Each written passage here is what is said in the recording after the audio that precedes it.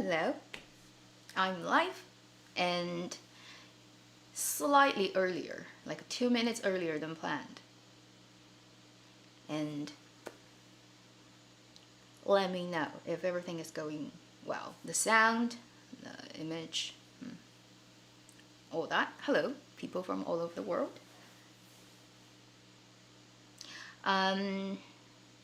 Ideally, I would want to be actually able to stream this at a higher definition. My upload speed where I am wouldn't allow me to do so. It would be nice to be able to show all the costumes in a higher definition, but I think I can do with this one. So I'd suggest if you have a very big screen, make it smaller so it wouldn't be so blurry. Right now it's at the 720, not the ideal thing. Like my camera can go to 4K, but my internet wouldn't allow me. Probably next year I can change my service due to I'm on a contract. Afterwards, it's just gonna be unlimited speed and I would be able to stream however high definition I like. So today, although it's not ideal, I think it will be enough. I'll do my best to show you lovely people this. And if you've watched my Monday video, you know why I'm doing this. It just happens to be, since we're already at this stage, talking about Dior and a lot of Chinese traditional Hanfu, might as well just do this live stream. So, hi everyone. Also, just because this is weekend, still counts as weekend. I know at some places it's turning to Monday soon. So, feels like it's likely that more people can come over. But maybe I'm wrong, because it's Sunday morning. A lot of people just sleep really late, like on weekends. So either way, doing it during weekday or weekends, I don't know which one will work better. We shall see. Hello, people from everywhere. Go to church. Yeah, come back later. It's gonna be a replay. Yeah, so there's never perfect timing just because we are on a sphere. When it's a perfect time for this place, it's just not gonna be for the other place. So best we can do. Also, just because I've never really done a live on weekends, so might as well just try that. I'll give it another like 5 minutes before I start today's proper theme. See the closet behind me? Okay. Yeah, so that more people can come in.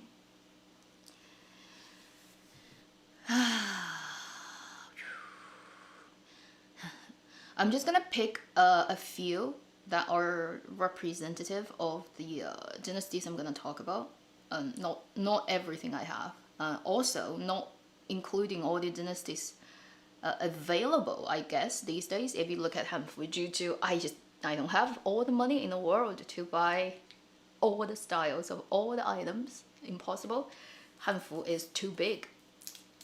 There are too many different dynasties and styles, so I can't do that. I'm gonna mainly focus on 4 major periods.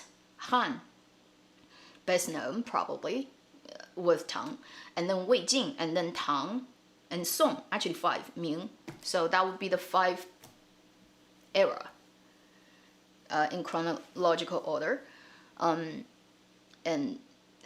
in between, talking a bit about the history.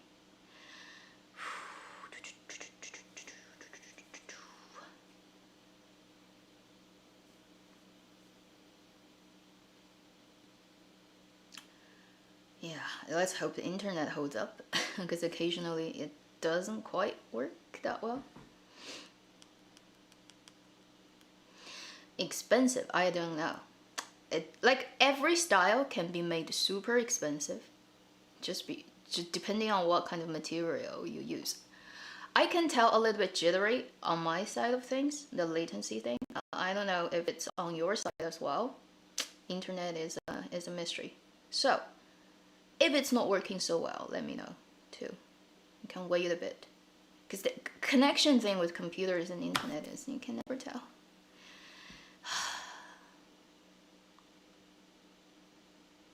My Streamlab is just like really not going smoothly. but then, like, it's telling me the connection is good. So, it's telling me the connection is excellent, but I can see on screen that it's jittery. I don't know. Early morning, Sunday morning, that even internet doesn't want to work. Could that be?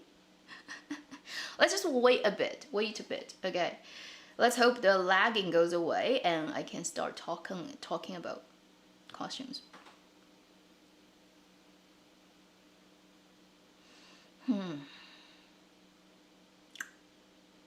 Yeah, upload speed. I really want a good upload speed.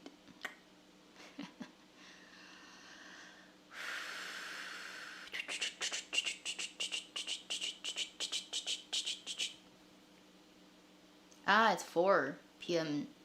France.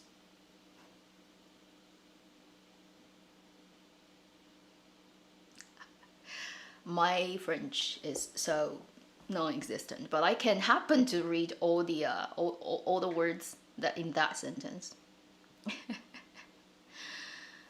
So European people in the afternoon, hope you're doing well on Sunday. I know it's been really bad over there in Europe. Insanity weather, 40 degrees. I did spend like 4 years in Britain, so I know most of the places, houses, whatever, don't have AC. Can't imagine how you survive in 40 without AC. You have to be like staying in the swimming pool 8 hours a day to survive. It's insanity.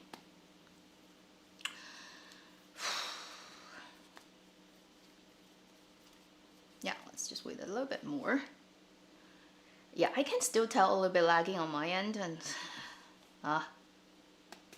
good thing though is today is not hot. Where I am, so I can not, like, I can just close the window and be okay, not turning on my AC. Ideally, because AC is noisy. If it's a hot day, I will not be able to show you a handful while it's hot. It's impossible. 44 degrees in Xinjiang, well, that's normal. I mean, in India, you can get to 50. It's like, there's no limit of how bad things can get. Oh, good for North Europe, because a couple of days ago, it's pretty bad too.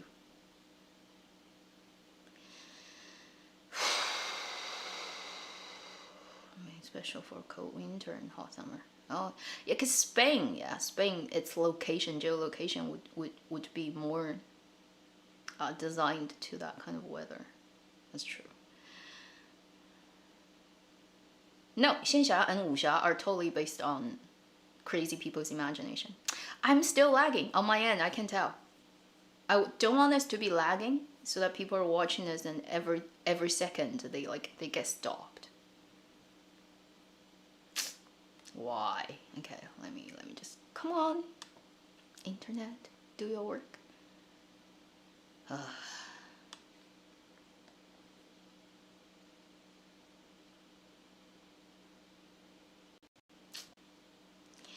It just goes to poor, goes to good, goes to poor continuously. Come on, internet. I'm just on my normal setting and I didn't do anything. Skipped. What? Why? Come on.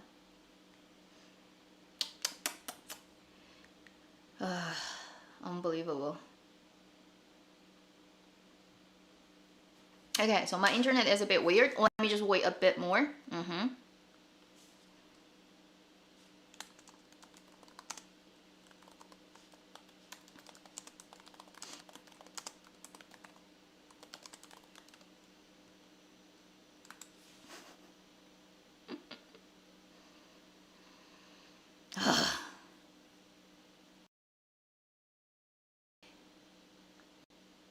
Okay, I just jumped and then jumped back. Let's see if that can do anything or not do anything. I have no idea. I have everything set up. Well, before we start this, let me just quickly mention, I got this in the mail. Finally, I got this. It's just another tiny thing. I haven't put it in my shop yet, but it's cute. It's the yet another magnetic bookmark. But this one is, you know which one it is. Okay, focus. Focus. Because I have like the upgraded focus right now with my camera. It should work. Yay. Yeah, it works now.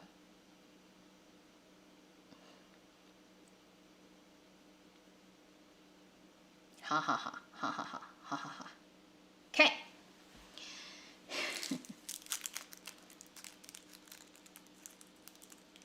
Yeah, there was a picture. I clicked that and I clicked back. I would just want to just see if it does anything, because internet speed, I can't do anything on my end. It's telling me it's bad again.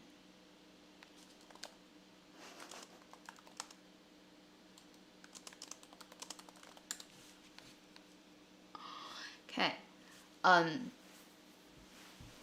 I think it just hates Monday morning. It doesn't want to work. Even internet provider, service provider are lazy on Sunday. Hiya. Yeah, so you know which one it is. I only got it yesterday, so no, the day before, because today is Sunday. People, Canada Post doesn't work on weekends, in case people do not know.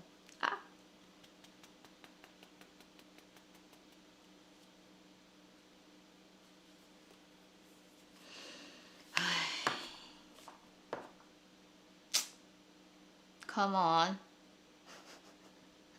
Because I don't want to start like talking and then just keeps breaking off. It will be like really nasty.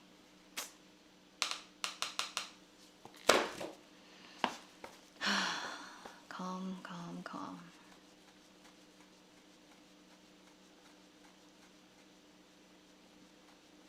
Well, if you can hear me fine. Internet overheat. No, it's quite cool here, and it's Sunday morning. I don't think anyone, like that many people, are using internet right now. They're still sleeping, so I don't know why.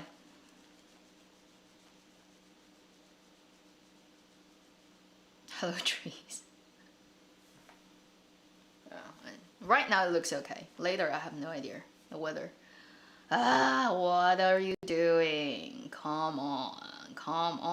It keeps giving me like reports of like it's not functioning properly. Yeah, I still lag a little bit on my end. Okay, another 2 minutes. Make sure it's going well, then I'll start. So 5 major dynasties, 1, 2, 3, 4, 1, 2, 3, 4, 5, yeah. There are more, so from what I'm gonna show you today, there are many more different styles that can already be been proven by archaeology, but like I said, I don't own all the items that's necessary. You need to have a big closet and a lot of money to have that. I'm streaming on my end out for at 720 because of my upload speed cannot really do 1080. It will just not work. Not ideal, I know. Next year, I hope it gets improved. Cuckoo. Okay, we can start. So, Hanfu. Fu is clothing. Han is just the largest ethnic group. Han of Chinese. But then that comes from one of the dynasty's name because it's so well known. Established a lot of the rules for later dynasty to come. So we call ourselves Han people, which comes from that. Today, we're gonna start earlier chronologically talking about Han Dynasty and then down from that to now. I don't own any piece of Han Dynasty, whether male or female, Hanfu, because first, it's not like the most popular one right now you can get from a shop. And then you almost have no occasion that you can wear it outside. When I show you the slides, you'll understand why. It's just not a very friendly type of costumes to walk around in. Like the more elegant court-like ones, not commoner ones. So, here, First, let's start with Han. Before that, we have Qin Dynasty, and then before that, we have the Warring State, and before that, we have the Spring and Autumn, and then keep going to Zhou and Shang, but like those are so prehistorical, we don't have much of stuff. Qin Dynasty right now, so the one before the one I show you, did have some archaeology work done, and there were recreation of their costume in China right now that you can look at, but nobody is making it for current people to wear. It's a little bit too far away from our aesthetics. I don't see any actual Hanfu maker making them. So the earliest you can find if you go on Taobao and search for Hanfu shop, costumes time-wise, chronologically that you can find is a Han Dynasty one.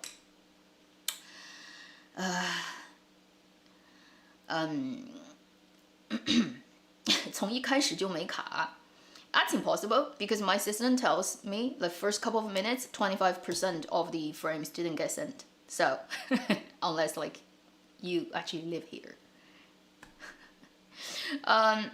So we're starting with Han. Han is the time that crosses the Western millennium counting of the years, before and after. So this is a dynasty that runs about 400 years. First half, second half. It gets broken in between for about 15 years due to there was a historically famous people who took the throne for that much time, and then it got back to the Liu family. So Han Dynasty gets broken into Xi Han and Dong Han, as it's written here, Western and Eastern. In between, it just happened to be the turn of the millennium time that Wang Mang took the throne, but then he lost. So it went back to the Liu family. Therefore, later we call it Xi Han and Dong Han, West and East. Okay? I don't have anything. I know so if I'm lagging, I'm lagging. I can't control that. Okay. This is one, so if you look at it at the corner of this picture, there is that Weibo account, which is 庄树复原, which is a team who have been doing historical costumes recreation today. They've been around for a long time, and they're one of the better ones in China who can do it really properly. So this is based on like that, clay figures in tombs, and also paintings, also real textile that came out of a tomb. So this is the Western Han, the earlier part of Han style. Generally, it's believed during that time the weather, the climate was actually quite cold. That's why a lot of those costume looks kind of really designed for cold weather. As climate change, you will see the style changes over time quite significantly. And this is also a Western Han, so pretty much the same style, but with a little bit different fabric. It has a layer of silk on the outside. And there is actually a piece of silk robe, super thin, that came out of a tomb, that even to today we cannot replicate. The best of the textile experts in China have tried. They cannot recreate the exact same size at the same weight. That piece was under, Xi Han piece, I think was under 50 gram, just under 50 gram, like 49. That entire body length robe of one layer of silk. Currently, the closest they can get to was like 60 gram with current technology. And one of the reasons they came up with was back then the silkworms were different. Basically, the genetics of the silkworms changed over 2,000 years, and now they produce stronger and thicker silk. Therefore, no matter how hard you try, you're just not gonna get as thin a fabric as before. Your material is different, and then the genetic of the silkworms are different now. You cannot go back in time, so that will never be able to probably get recreated just because we don't have that kind of silkworm anymore. Over time, they changed. Interesting, isn't it? So this is a Western Han style. This is a male Western Han style costume. And then once you go to East, which is the second half, after the turning of the millennium, you can see a little bit change in the style. This is Eastern, and this comes from a Taobao shop. but that's also based on historical research. And you can see the very long skirt, right? And then it has an edge that is very actually contemporary. And I'm gonna show you later. I have similar items that's in Weijin. Because later in time, that skirt got kept, and in later time, it still has its variation. And it's pretty much existed throughout Chinese history, that type of skirt.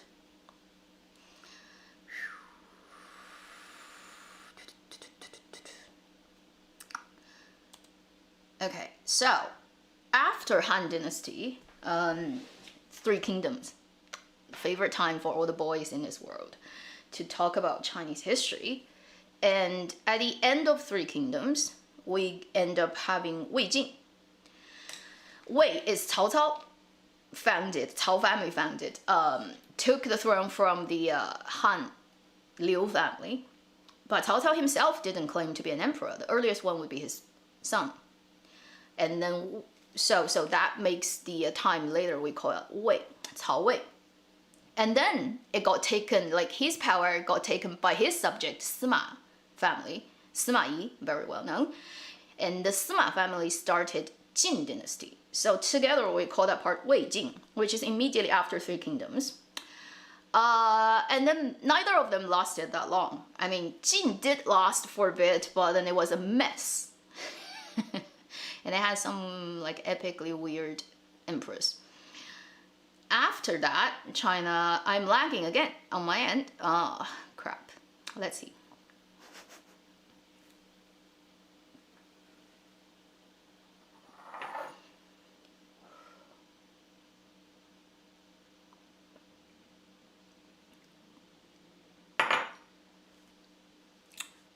Internet, come on. Why are you doing this to me? My end is just so lagging. Hell no.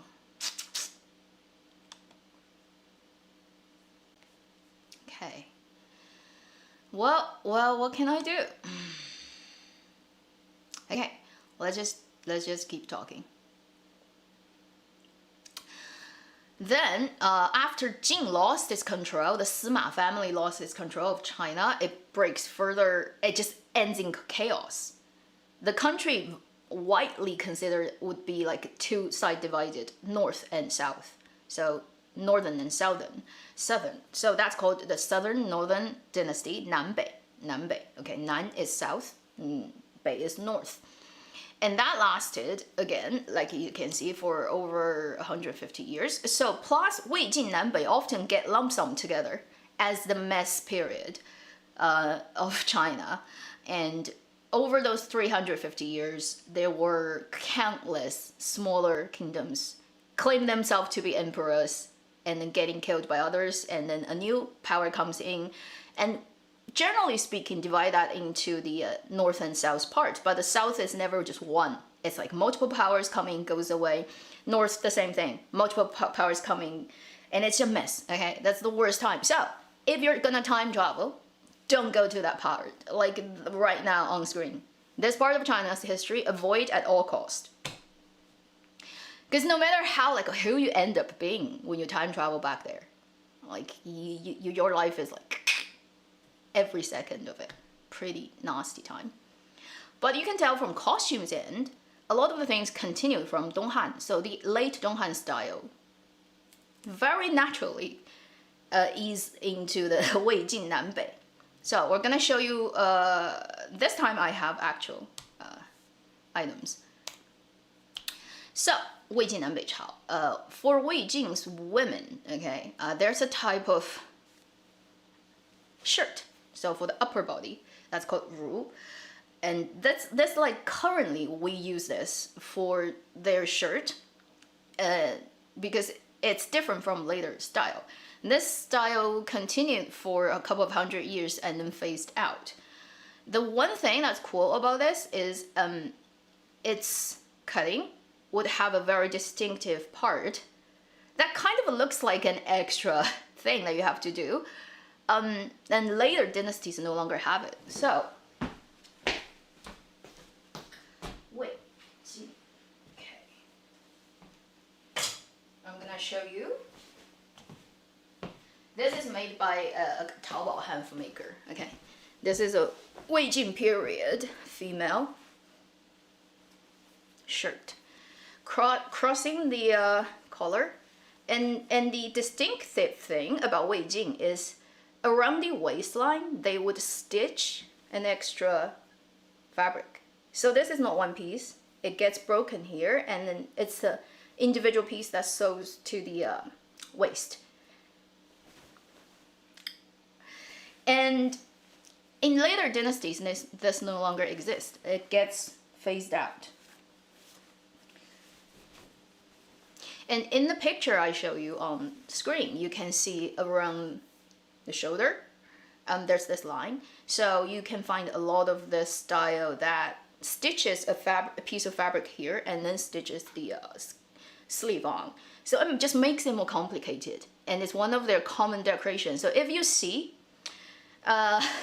any hanfu female having this cross collar, having that band along, right, their shoulder, and then on the waistline, usually, you know, it goes under the skirt, you can't quite see it, but if it's not, and you can see this extra piece, that's a Weijin style.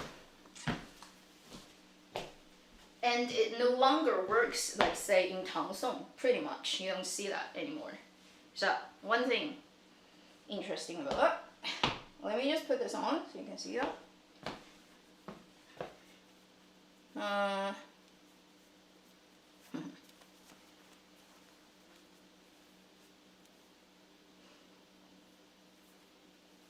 This one doesn't have that much decorative value. It doesn't have the shoulders sort of split here, but if you have one, then it's like a pretty classic one.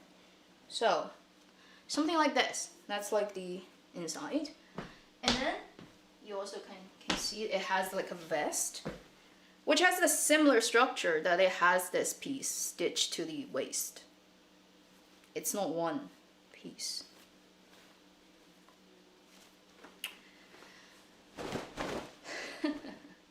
So, a dress party for me.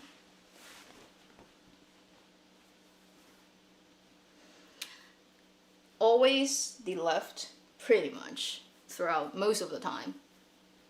And then the right, like the one that goes this way, is on the outside. Okay, just gonna quickly tie this. So, you have this one outside, it's like a vest. See, the sleeve has this decorative edge. And this is a very Weijin thing. You don't see that pretty much afterwards in other dynasties. So if you see this thing, right, in any hanfu, you can tell it's Weijin.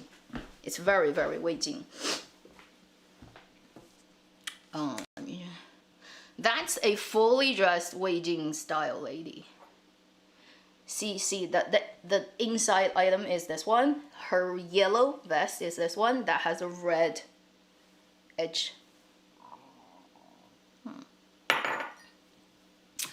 And then Weijin also. So I'm gonna hide this a little bit.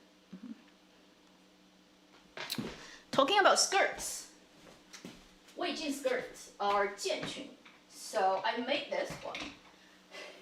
I'm gonna type it and then show you. 剑裙. So 剑裙 means the type of color that are in bands, and usually different colors. So, hey, let's see if we can do this. Hey, nope. Why did you? This is so weird. Why does it turn vertical? Okay.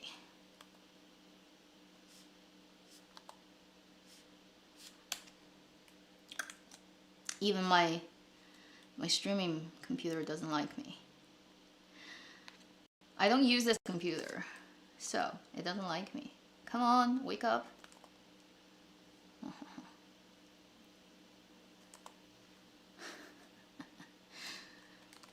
I can type that onto the screen so you can see it.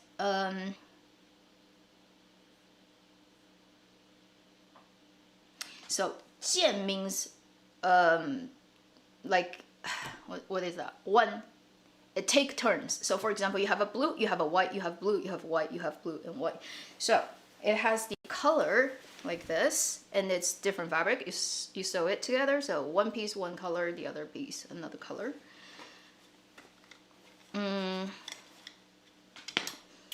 And this actually in Donghan you already have this, right? Donghan already has this, and Weijin just continues to have it.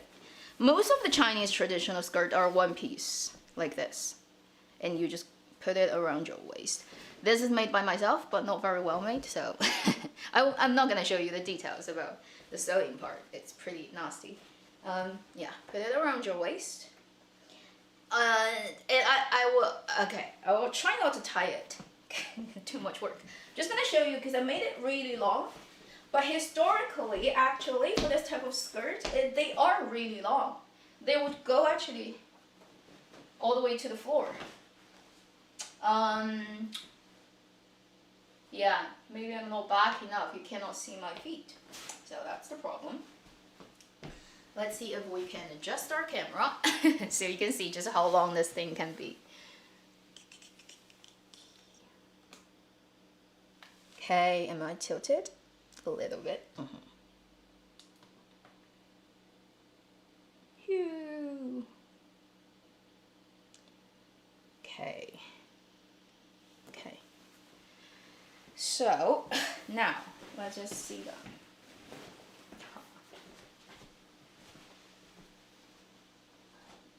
Yeah, now you can see how long this is.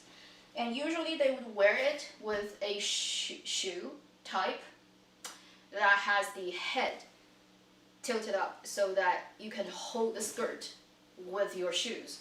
I'm gonna show you what that means. Okay. And then the one I'm gonna show you is probably not accurate to Wei Jin's style, but you get the idea. So some kind of shoes like that. You see that in a lot of Chinese period dramas, this part. And the skirt can be ending up here. So when you walk, you can kind of manage and not trip over. Okay, I can show you, but probably it's not gonna work very well. I don't know. Ancient people, etiquette, too much work. Long skirt is nice to look at, but a pain to be dressed in this.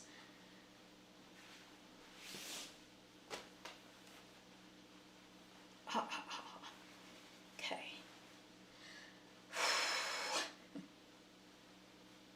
So they need maids. That's why ancient people need maids. I'm just gonna randomly put this on. Okay, not caring if it looks good. Just want to show you.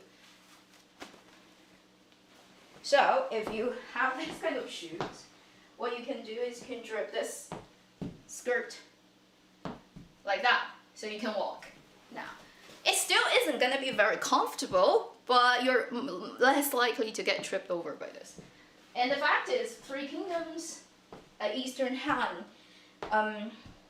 in paintings, most of the dresses for the ladies are very long, so it definitely goes over like this and ends up on the floor. You're sweeping the floor with this skirt. And I'm lagging, I know, I'm sorry. Is it bad?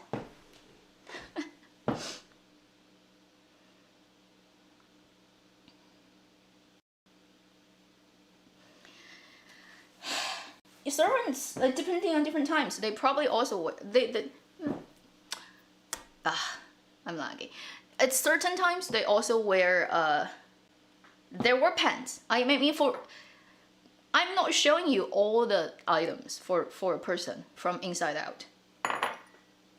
The honesty is, like, most of the time people have pants, like multiple layers of pants, and then underskirts, and then skirts. So there are layers, but I don't have all that. So I'm just only showing you the outward, like the most outside piece.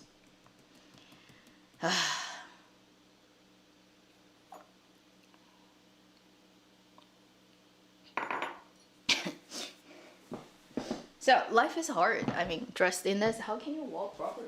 Honestly, I don't understand. You probably have to kick. You have to be kicking all the time. Like that to walk. Okay?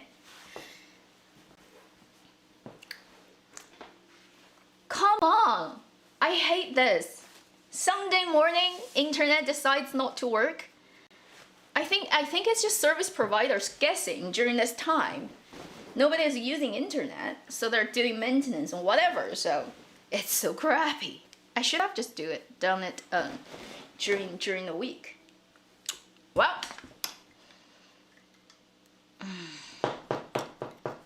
so is it bad? Is it really bad? Come on. Hiya, hiya. So much work I've put in this. Hiya, internet speed. Beautiful.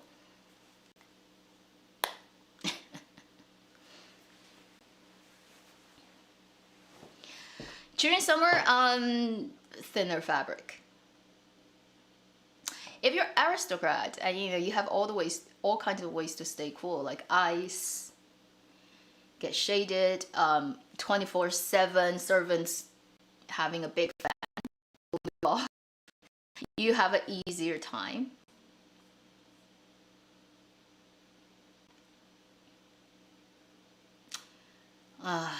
Let's see if it gets better. Let's just wait a bit.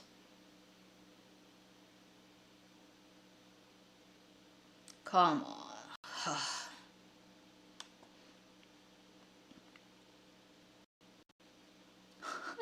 This is so bad. So sorry. Yeah, I know. Skip 25%. You don't have to tell me that. I can clearly see that. You stupid software.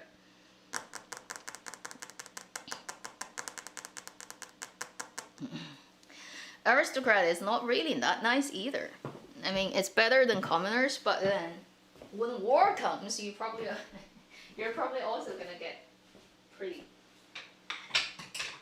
wasted. So, I actually have one piece. I haven't seen that before, so I'm gonna show you the one with the shoulder splits. So this one, internet, see the shoulder, like around the shoulder, that has this one piece of fabric, and then connecting to the sleeve. So when you see this, it's pretty much Weijin. Later, you don't see that anymore, not in any time.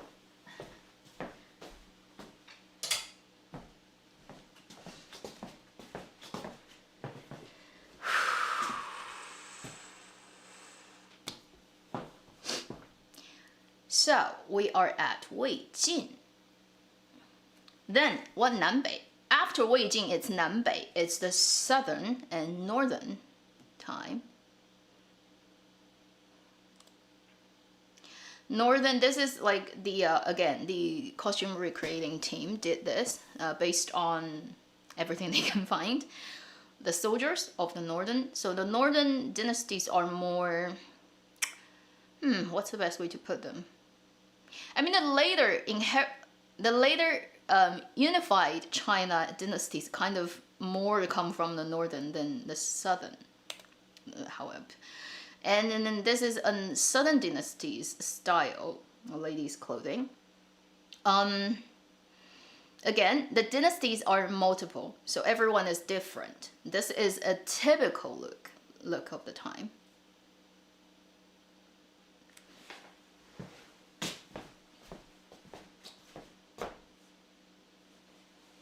I do have something that looks like this, so let me try my best to put it on. Okay, yes. That one. Wait for me for a bit. I mean, it's complicated to dress up, but I think it's still less than, say, Tudor or the French court. That was just insanity. You can't get into a corset yourself in any way. Impossible. You have to have the servant. This, you can still manage yourself, although it's not ideal.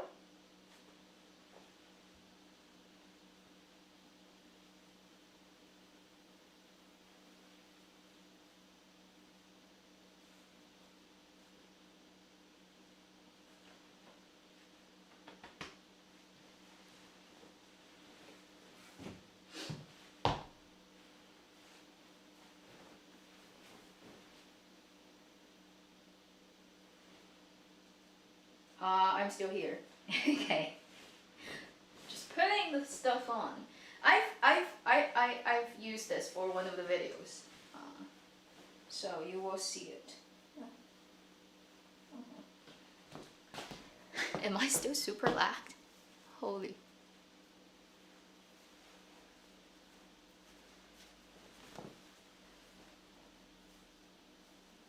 So this is also based on painting and some of the Southern Dynasty Nanchao style, and at the end of, I say, Wei Jin Nan Bei.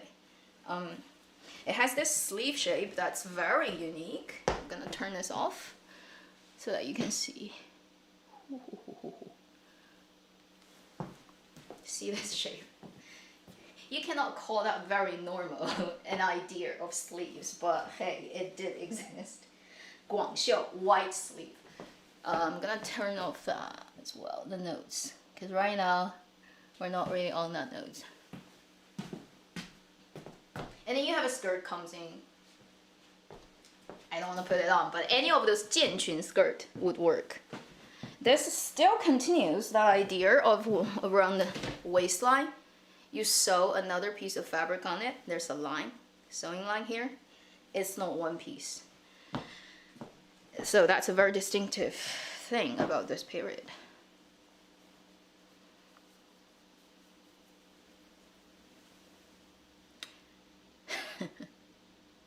You know, this is just a great idea to waste fabric, basically.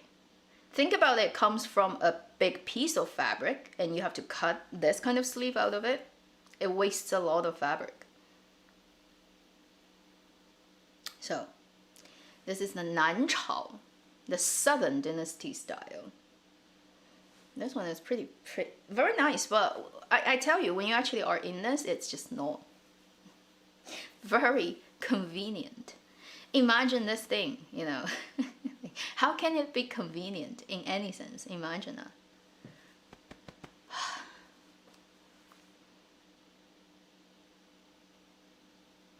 So, how bad am I lagging? Because my end is just telling me it's bad. Oh yeah, this is just so... what can I do? Come on, internet, work!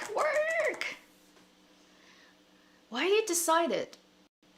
You know, every other time it works fine. Holy moly, like I'm so much lagged. Because I'm looking at like the YouTube version that you're looking at, and then I'm talking and I'm so behind. Like the video is so behind. Jesus. Holy crap. Yeah. It's not lagging for you. I don't know, because my end is so bad. I am connected to the right internet. I don't know why. This is not heavy. This is not heavy. This is made of, like, relatively speaking, not heavyweight fabric. There are heavy ones. Okay, I'll show you later. Okay, Wei Jin Nan Bei. So, I'm not gonna put this on again. It's just too much work. So afterwards, after Wei Jin Nan Bei period, we end up in Sui Dynasty, where if you watch like 独孤皇后 that drama, or 独孤天下, you know what it is. The Yang family eventually took the power and unified China, but Sui Dynasty existed for a very short time, less than 30 years.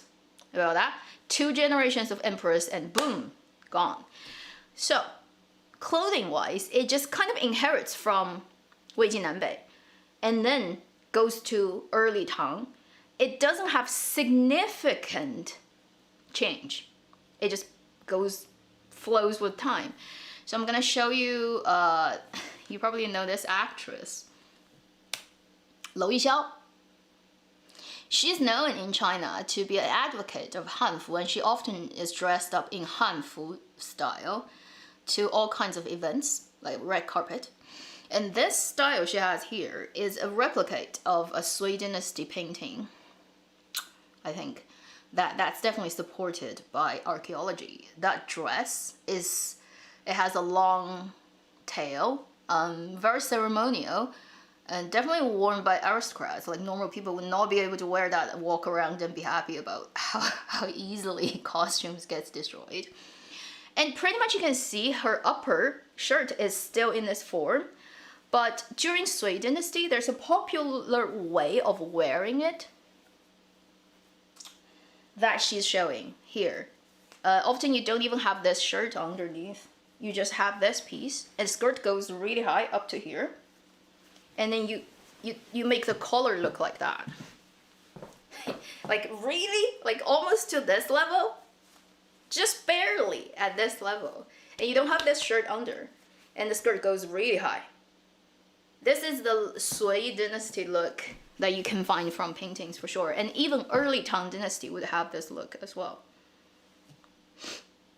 And that crazy hair also comes from painting.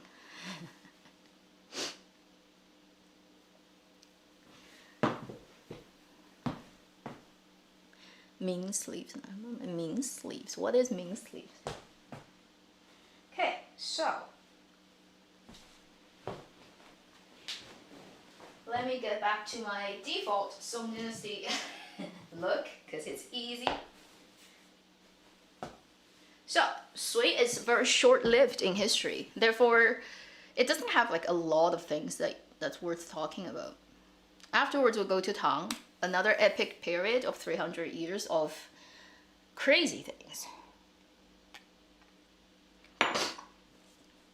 Undergarment, I'm not an expert. Through different times, a lot of different undergarments. But that's like a totally different topic. Also because I don't have that many items on my hand, I can show you the difference. But just now, all I'm wearing are like pretty much the outer layer of things. The inner layer, there will be more. Layer after layer after layer. Pants at different times. There are like the open pants, basically like baby, like kids pants, you know, you can pee in it. And then the sewed up ones, and female, male, all like throughout different time, it's quite different. I don't own those items, so I can't show you. So this is mostly like the outside of things. Tang from 600s to 900s, and their skirt is kind of the continued 建裙, different pieces sewed together, and we call that currently 教书裙 or 破裙, as I have it on the screen. The idea of like the standard way of sewing that is you have multiple pieces of trapezoid, that's the English word, shape, fabric, and you sew them together. And how many individual pieces you have would cause the skirt to be called how many 破裙. So if you have 6 piece, it's a 6破裙, 6破裙, 12 piece, 12破裙, 24 破裙. And the more pieces you have, the thinner each piece is. And the look of it is the more pieces you have, when you wear it, it's more fitting to your silhouette. So it will make you look skinnier the more pieces you have. And you can imagine with ancient time, there's no sewing machine. You have a full-length skirt, probably is over a meter long. If it's up to here, it's definitely over a meter most of the time. That will make every time you go like one way on, on 2 pieces, right? The more pieces you have, the more times you have to sew. So when this skirt become popular, historically, rich people started to go into a competition of how many 破 you can have. So the more pieces, the better. The richer you are, because you can afford more man-hour. It went out of control. Like there were 66 pieces. Usually a skirt that goes around your body is between 90 centimeter to 90 to like, let's say 105 centimeter in width. So in that width, you have to have like 66 pieces. Imagine how tiny, like less than 2 centimeter width of a piece. And that will mean like the person who is sewing it has to go 66, 7 times around this length at least, okay? And if they don't if they don't do the French seam thing. It has to, imagine just how many times you have to sew that whole dress. And it became a symbol of extravagant expense that got morally criticized heavily. Eventually, the emperor had to come out and ban skirts with too many panels. So there were actually laws during Tang Dynasty coming out and saying you cannot make skirts more than that number of fabric panels because it went out of control and it's too crazy. Can you imagine 66 panels and totally by hand sewing? It's like murder to the tailor. So it's like 裁缝见打. It's like when the tailor gets this order, like they want to kill you basically. Seamstress is dying to sew this together. So I do have one. Have a couple to show you. This one I got from a shop. I think it's only 12, so it's not too crazy.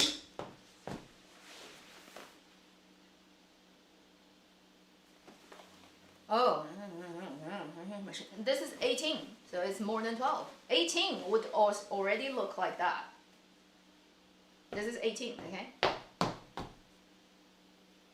So imagine 66, what will it look like? You're gonna get bending on the screen. So that's a very typical Tang Dynasty porching. Very much like the drawing, lower drawing that I'm showing you on screen. The current hanfu maker has this invention of digging a hole in your waistband so that the strip can, the tying one can come through on your waist, right? Like that.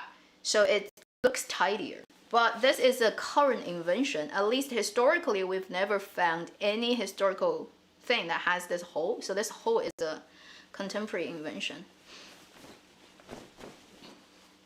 This is the Tang Dynasty skirt, typical one.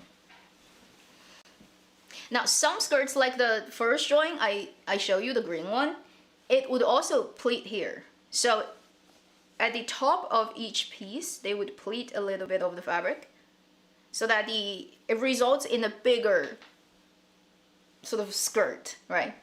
At the end of it. But if you don't have it, it's fine too. I'm lagging again, like my system, come on. I hate this. I don't want to redo this live stream. That's stupid. But come on, internet, what are you doing?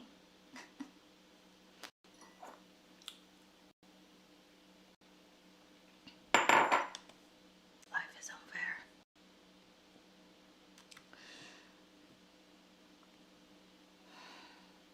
Well, sad.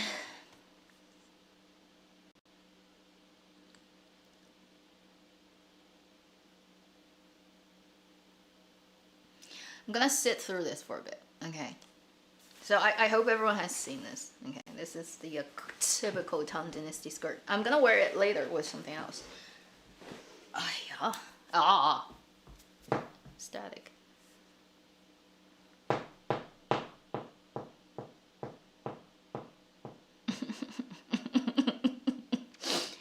blocking on the skirt. Yeah, well, the skirt. 一上裙子就卡是吧？好卡。Yeah, maybe that's the ancient people's hatred of this type of skirt, like the seamstresses of the dead seamstresses of 1,000 years ago. It's like, that thing killed me. I made that 66 poor skirt in 3 months and it killed me. Deal bright internet. Oh, come on, people. You're so funny. Okay, let me just sit through this for a bit. Let me know if it gets better and I'll show you later stuff.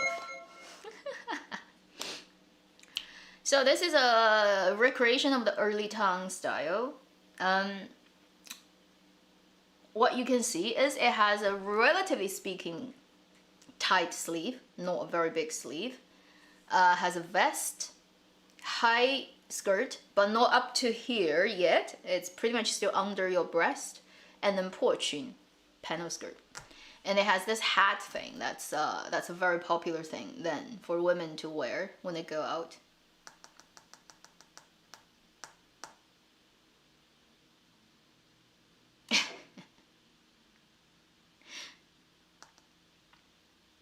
Seamstresses.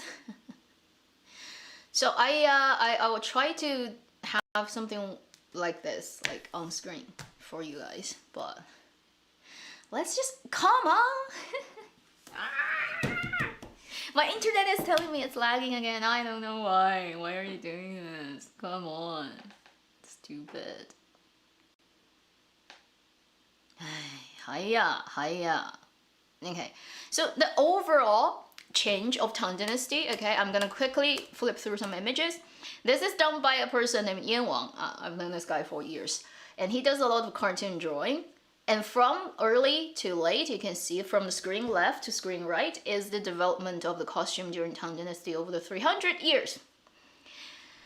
Generally speaking, hair becomes bigger and bigger. Generally speaking, sleeves become bigger and bigger. And the decorative value of things gets a little bit more out of control as time goes on. That's the general look of things.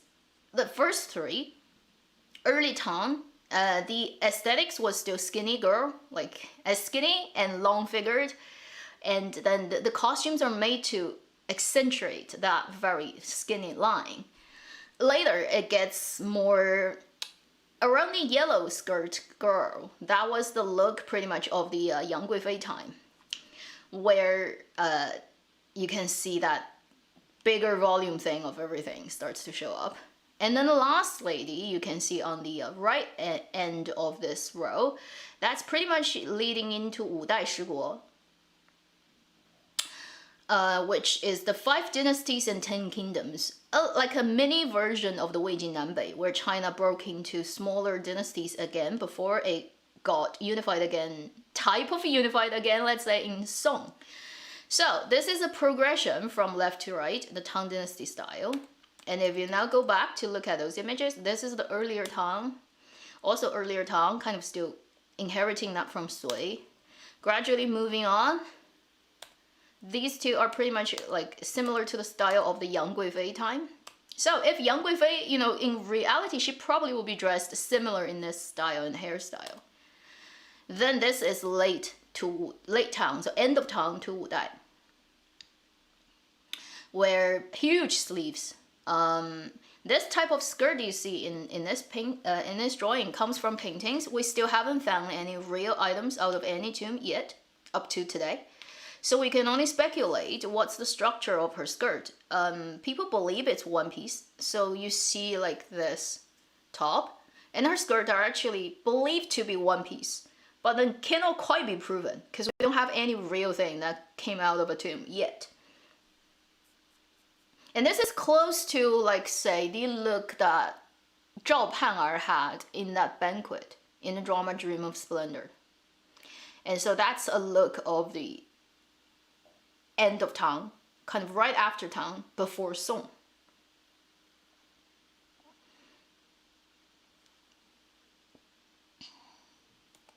So there's a misunderstanding generally to say that everybody during Tang Dynasty liked fat women, which is not true. Early Tang still had the aesthetics on the skinny end. And then for a period in the middle, people liked fatter like ladies, and then it kind of also just phased out. So it's just one part of Tang Dynasty where this is popular, not the whole thing. It's 300 years, right?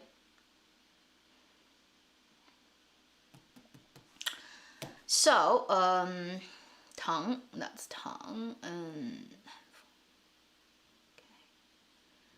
How bad am I lagging? Let me know. And I can think if I go back and dress up.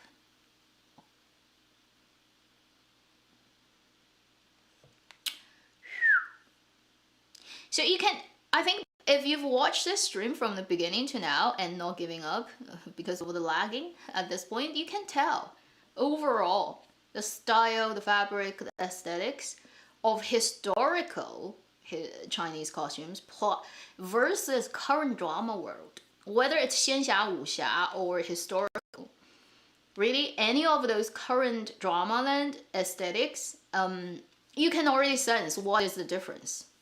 So there's still this discrepancy between reality or history to what we imagine history to be, or like the popular way people like to present it today. That there is that difference. You can totally see that. One essential thing is drama costumes tend to make everything more fitting. I'm lagging again. My system is telling me I hate this.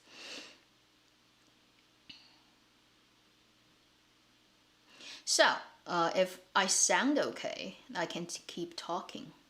So basically, dramas tend to make costumes tighter, more fitting to the actors, and they often use Western style cutting, tailoring to make that happening, like darts and stuff. You will see that in a lot of dramas because they want the actors, actresses to appear to be slimmer, whatever. Whereas realistically, Chinese costumes are very generous in general with their fabric use and allowance. Thank you for the super chat. Really? Yeah. So generally speaking, real things are much more volumeless and bigger and completely flat cutting, which means not thinking of your body as a 3D shape. It completely flattens all the cutting, all the sewing. It just imagines it on 2D, and it's all 2D cutting, and it's always the middle of your body cuts open, and then the left side is one piece of fabric, right side is one piece of fabric. And an ancient sewing weaving machine can produce about 60 centimeter width fabric. It cannot go bigger. Currently we have like 1.5 meter, which is the standard contemporary textile. But the ancient textile are much narrower. So that's why, for example, like this piece, from my middle line to that line, right? It has to be under 60. Otherwise you don't have that much fabric to work. And then usually that's not enough for your full length arm. So therefore you have another piece that's like, you know, sewed to this. So Chinese traditional costumes would always have the back center line, then this line along the sleeve, unless you're a half sleeve. And then, so 3 lines, middle, 2 arms. And you can see that in all dynasties, pretty much the same thing. So now you do have fabric that's over 1.5 meters wide. So technically you can just make this side on one piece. Obviously that would mean you'll waste a little bit more fabric on this side. But because to retain that look of the ancient Chinese costumes, all Hanfu makers kind of unanimously agreed they're gonna do the middle seam, and then they're gonna do this seam on sleeve. Even though they can do it on one piece of fabric now, they are just still gonna add this sewing here. It does save your fabric, basically, if you just do this, right? But one interesting thing to look at. And if you look at some of the drama costumes, they may not have this line because they're made with contemporary convenience. So they just reduce one extra step of doing this. Also, they would make the cutting very fitting, often using Western sort of cutting to fit the actors. Whereas historically, that just not the thing. Yeah, people wear big things. So,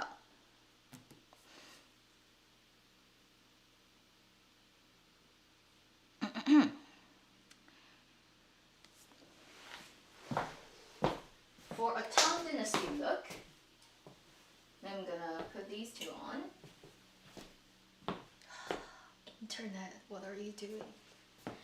So, this is made by me very bad. Like the sewing is really bad. So I'm not gonna show you the detail, but this is a shirt that has a rounded and very low collar, low cut. You'd be surprised about historical artifacts, about how low the cutting can go. It really goes to like the cleavage thing is just Chinese ancient people of Tang Dynasty didn't care. They were literally almost exposing their entire breasts and they didn't care. So it goes really, really, really low, okay? Almost like meeting your skirt line. And then like another very low round collar, like half sleeve. I'm gonna try to put this on. And this is also made by myself. It's one of those 破裙. But this is 12. I only have 12 破. And it's the same color. So this exists too. So you don't have to have different colors going through the panels. You can still have the same color. Yeah, pretty much. I did have a little bit pleating on the top of each piece, but it's 12, I'm pretty sure. It's a very soft fabric. And the print on this is actually based on a historical Tang Dynasty print. So you can look at the Tang Dynasty aesthetics. This is exactly based on a historical artifact, I'm pretty sure. So I got this piece of fabric from a recreating ancient costume shop. So this is a 12 panel one. And I will try to put this on. So much work. And you're just gonna hear me as I'm putting it on.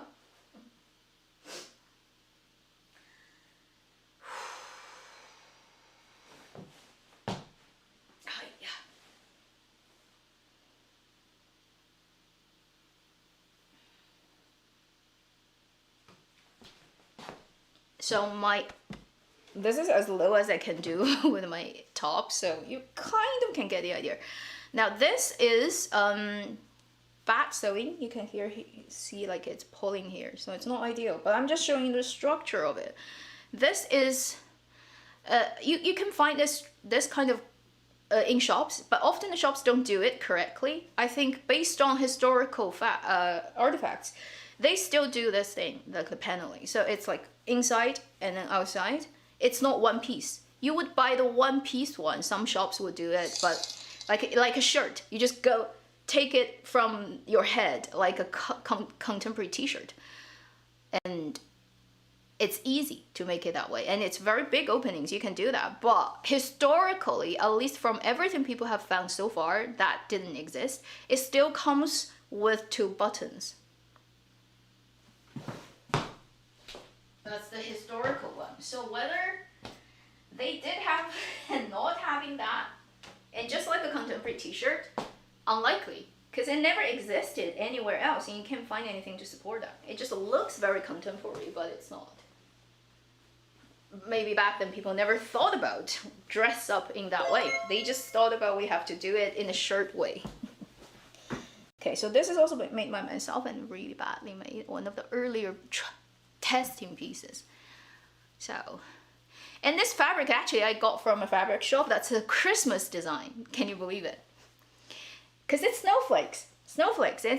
It's a very Christmas contemporary thing, but it happens to look actually very Tang. It's like super Tang Dynasty vibe, isn't it? So this is also like this. It opens up, okay.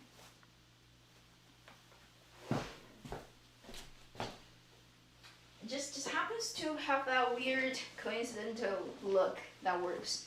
So very high skirt. So for actually the traditional Chinese one piece, so hard. Skirt. How can you put it on? Okay, think about it physically, the way of working. So I will try to show you how it's done. On the back, so exhausting. What you have is, because it has to cross, it has to come back. But this end, how does that work? So you fold it down. This is how you do it. You fold this down. And then, so there will always be the untidiness at one part where the 2 sides cross. And that's why contemporary designers do that hole in the waistband, so that you don't have this problem. But it actually doesn't make it make it stay better. It's pretty much the same way.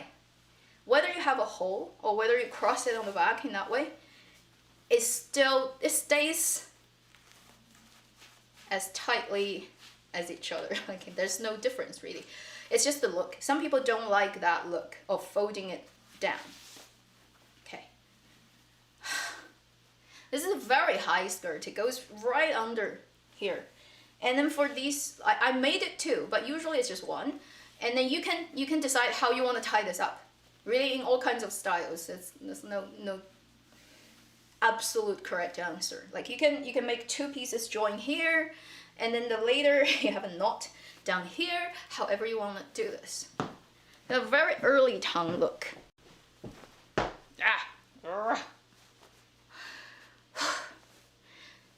Small sleeve, very low cutting here, and a high skirt. Early Tang, okay, very early Tang.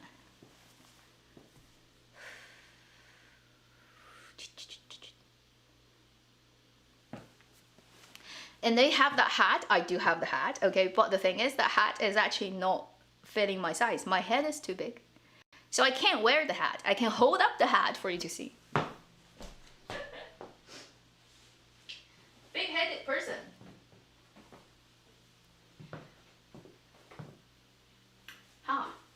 Okay, so this hat with this is like the typical Tang Dynasty look of a lady.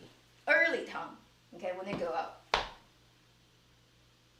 You can see this. So this one doesn't sit well on my head. It cannot really fit because it's too small. But you get the idea. And this is the long version, like the longest version you can find. Often in historical artifacts, this veil is just up to here. Pretty much your head and it ends. It's not as long. There are long versions, but more common ones are short ones. This is not easy to move. Like, think about this. It's actually not very friendly for you to walk around in this, okay? So. And I do have this, but it doesn't fit me very well. It's good though, like when you go ride a horse and stuff, it keeps you from sunburn. And then probably mosquitoes as well.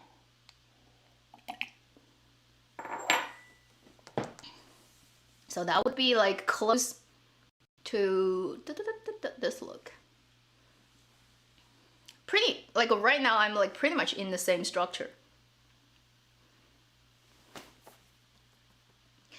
Okay, Tang Dynasty. Then there's another version of the Tang Dynasty skirt going up to here.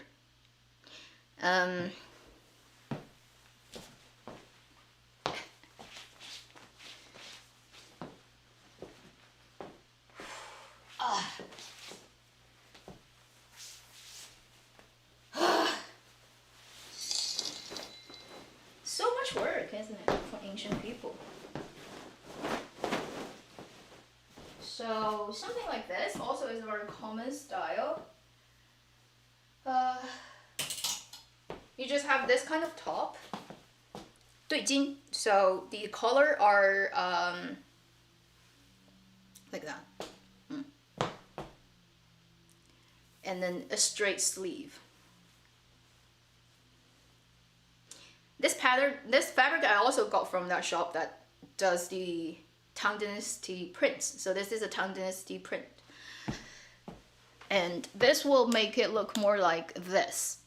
So you have this shirt under and you have a long skirt over very high. I'll try to dress up in that as well with my skirts. So do I have a really, I don't actually. Anyway, I'll show you the idea of it. But this skirt is made to be worn here. So when it goes up to here, it will be too short. But hey, who cares?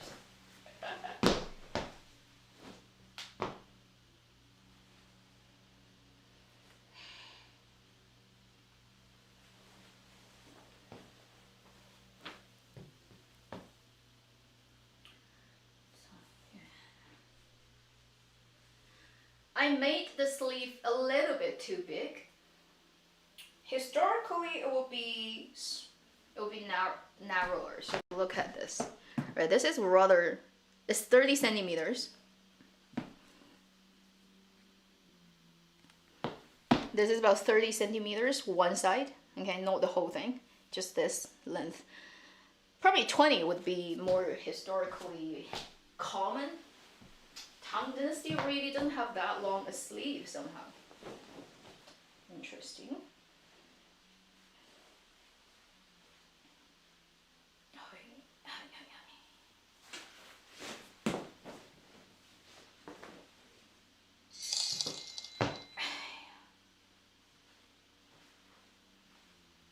I need a maid, basically. That's what I need.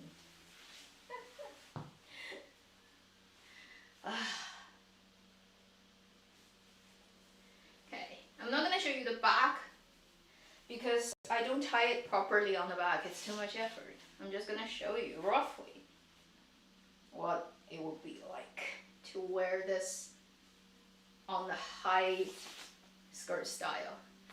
And this is my least favorite Tang Dynasty style because the skirt goes so high up. It's almost impossible for it to stay very well. The other thing is, it makes you look super fat. Because you have like a very big body basically with this kind of clothing.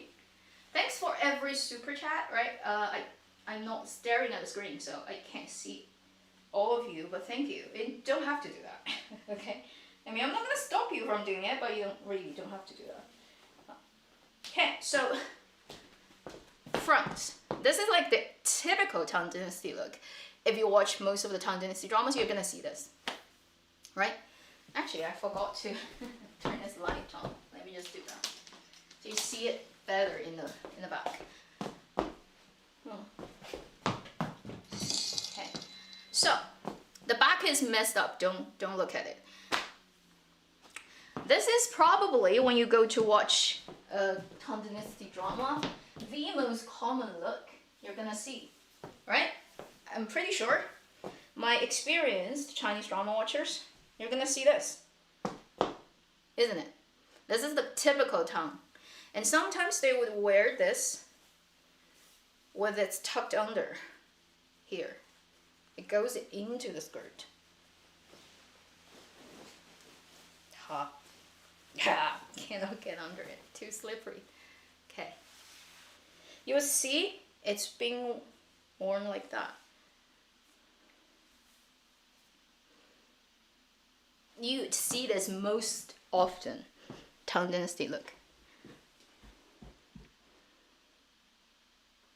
Focus. Okay.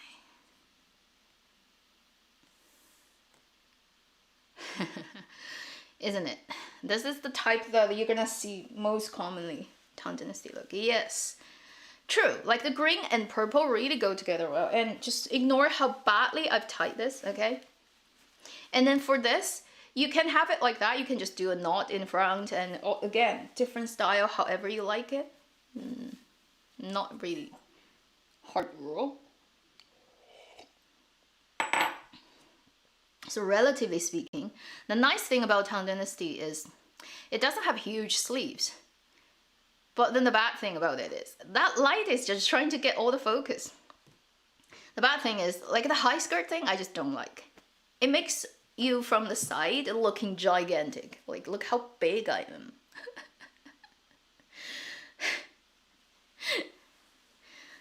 They have like, not exactly bra, but like this, like the top inside I have. So, most common Tang look is this. That, personally, because of the height of the skirt, not my type. Doesn't work well with my body type. But if you happen to be like rather flat chested, probably it's just better looking overall, okay, in my opinion. And I'm gonna have like a 2 minutes break and come back. And then let's talk about Song and Ming. Oh, actually I haven't finished. I have a male piece for Tang Dynasty, so come back, okay, in 2 minutes. Now I need to take a break.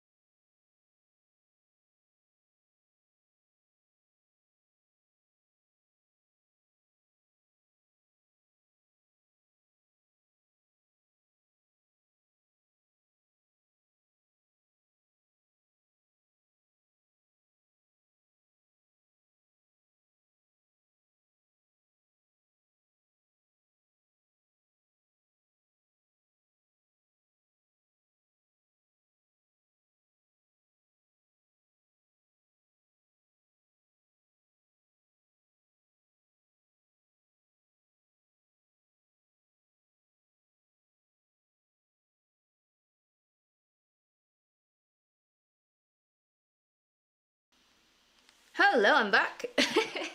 So, now I'm in boots.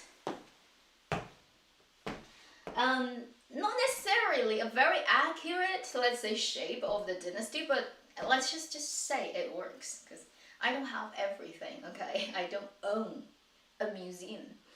One cool thing about Tang Dynasty is often women can dress up as a guy and walk on the street, and people are all fine about it. And that's the cool thing about that time, is it's actually a fashionable thing for a lady to dress up as a guy. And you see that in Chang'an 12时辰, longest day in Chang'an. So this is one of the most difficult thing I've ever made myself. A Tang Dynasty round collar robe. And I made it as a double side, so I can wear the blue side or the more sort of decorative white side. And you're gonna see why I say this is like just really nice. It's so much more convenient than women's clothing. You have basically a button, another button, another button. And this actually is not a very Han thing. This is a very Hu thing. So not from the traditional Han people's style, but got incorporated in Tang Dynasty because literally their ruler is not Han people either. So it got popular, become a part of Chinese costume, round collar, and it's very wide. This is, you may see like this is really big, but historically it's even bigger. They like oversized, and usually you just get a belt, like a leather belt, but I don't have one, so I'm just gonna use this to pretend that it is. You can actually use this kind of fabric belt as well, but usually speaking, okay, it looks better to have a leather. I don't have it, so I'm just gonna have to make do. Okay. Anyway, just randomly put it on and then push this through a little bit. A guy's look. Now you can just wear it like very long. The sleeves are long, but they are long. Historically, they are very long, okay? You can just wear it like that. You have a lot of... So that's the historical look versus contemporary drama. Drama making would make this much shorter. They would make it much more fitting. But historically, people just have much bigger clothes. And you can have a different kind of color in the inside, and you can fold it back, so that looks interesting. Or you can wear like one of those leather arm. You also have seen that, 长安十二时辰 or 洛阳, where the guys have a piece of leather wrapped around the forearm, so that can tidy this sleeve back and not make it get in ways of doing things, okay? I'm just gonna, this is like a guy's costume, but a lot of women wear that during Tang Dynasty. Focus on me! It's just so easy to move in this, much more than a lady's costume.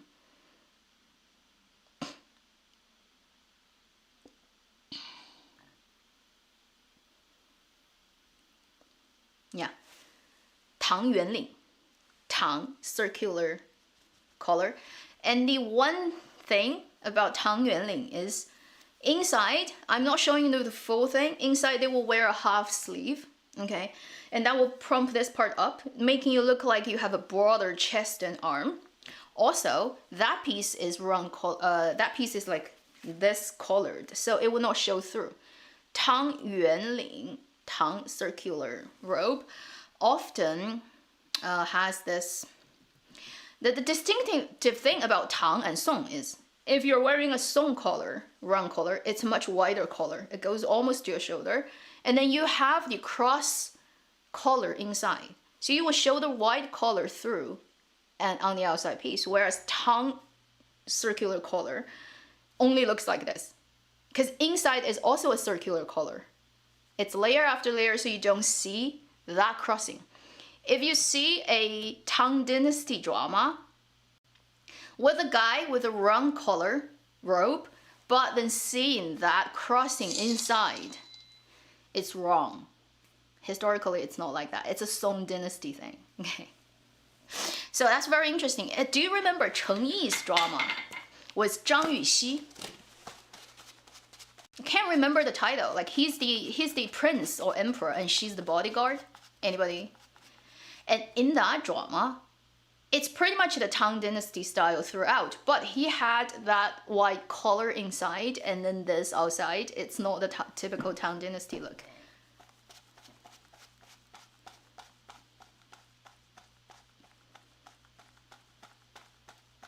I'm not an expert of boots, so throughout different times, boots are of different styles.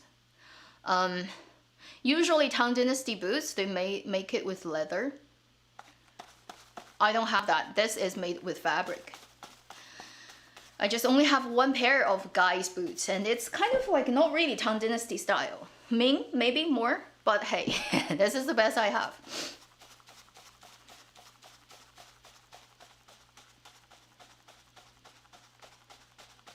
Thank you, Moon and Star. 功德无量善莫大焉, that's too much.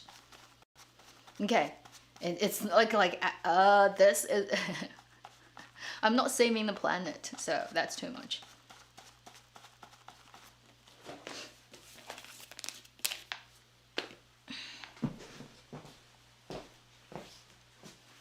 Okay, look how big it is. And historically, like just one side, okay, measurement of this can go from 60 to 80. So that the circumference would be like what, 1.5 meter. How gigantic this would be. But this is the fashion. People just like, you know, I have fabric, I have money. You don't think like a contemporary person about like the aesthetics and whatever value of ancient people. They like big things. And also it just gives you that look of this typical look. That's very different from dramas. 99% of dramas have too little fabric and it looks too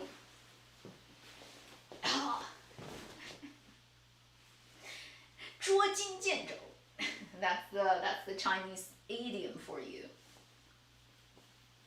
So what else?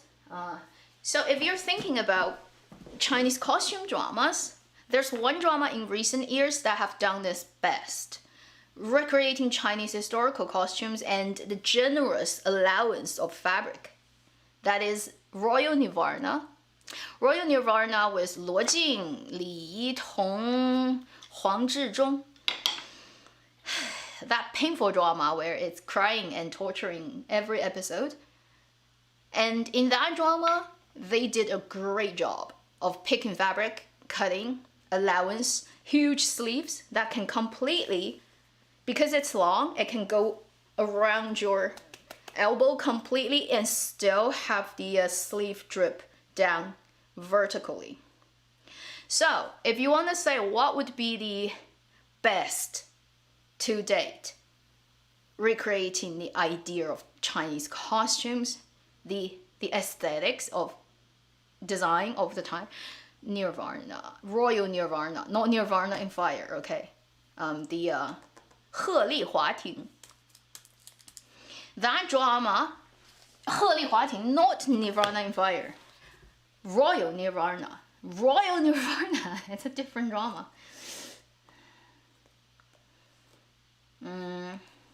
Luo Jin, Li Tong. Let me think about.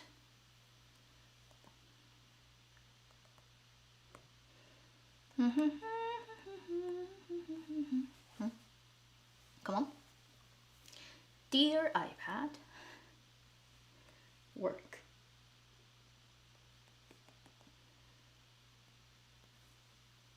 A lot of people have watched that drama, I know, and you like it.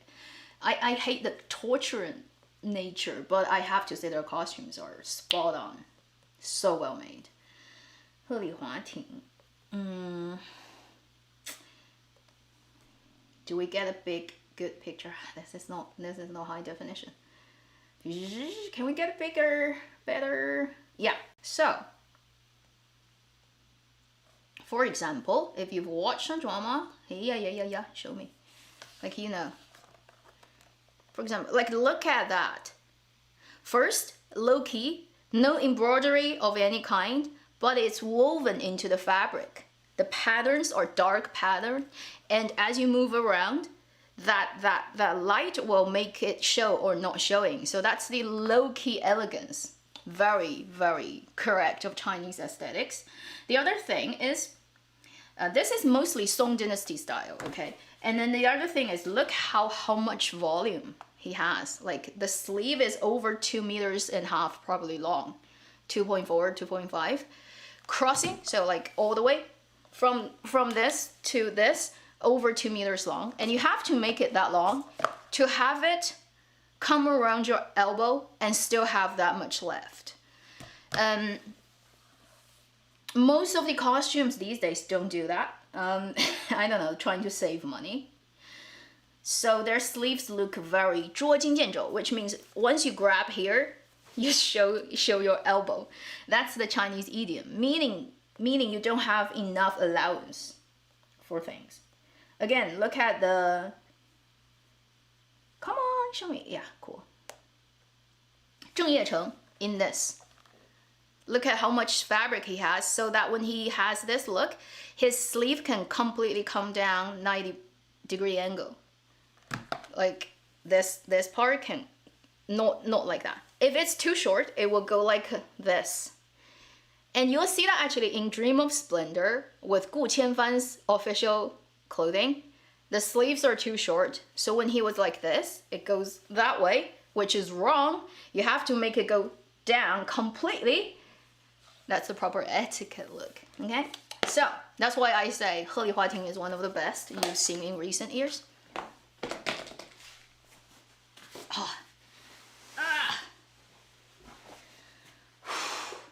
I'm just thinking, like, after this live stream, I'm gonna have to clean up this this mess. Oh, come on, the mess I've made in my living room.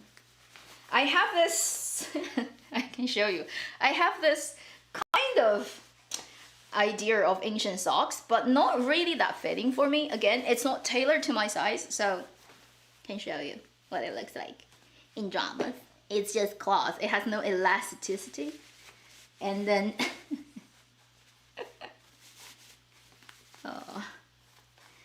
and then it's just too inconvenient. But supposedly ancient people also just like, I don't know, they can deal with it, I guess. Focus on me. It goes to that light. I have to shut the light down. Come on. This is not where you're supposed to focus on.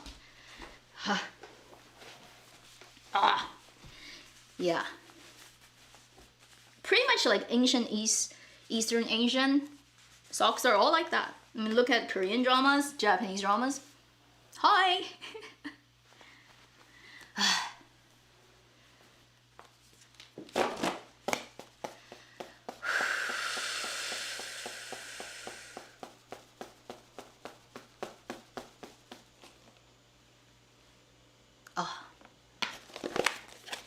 Didn't bring powder, so I'm just gonna continuously looking more shinier as this live stream goes on. The Korean makeup style where everybody shines like a big piece of oiled, like a gigantic oiled egg. Like glistens with the. You can just tie it however you like. I don't think there's a rule about that.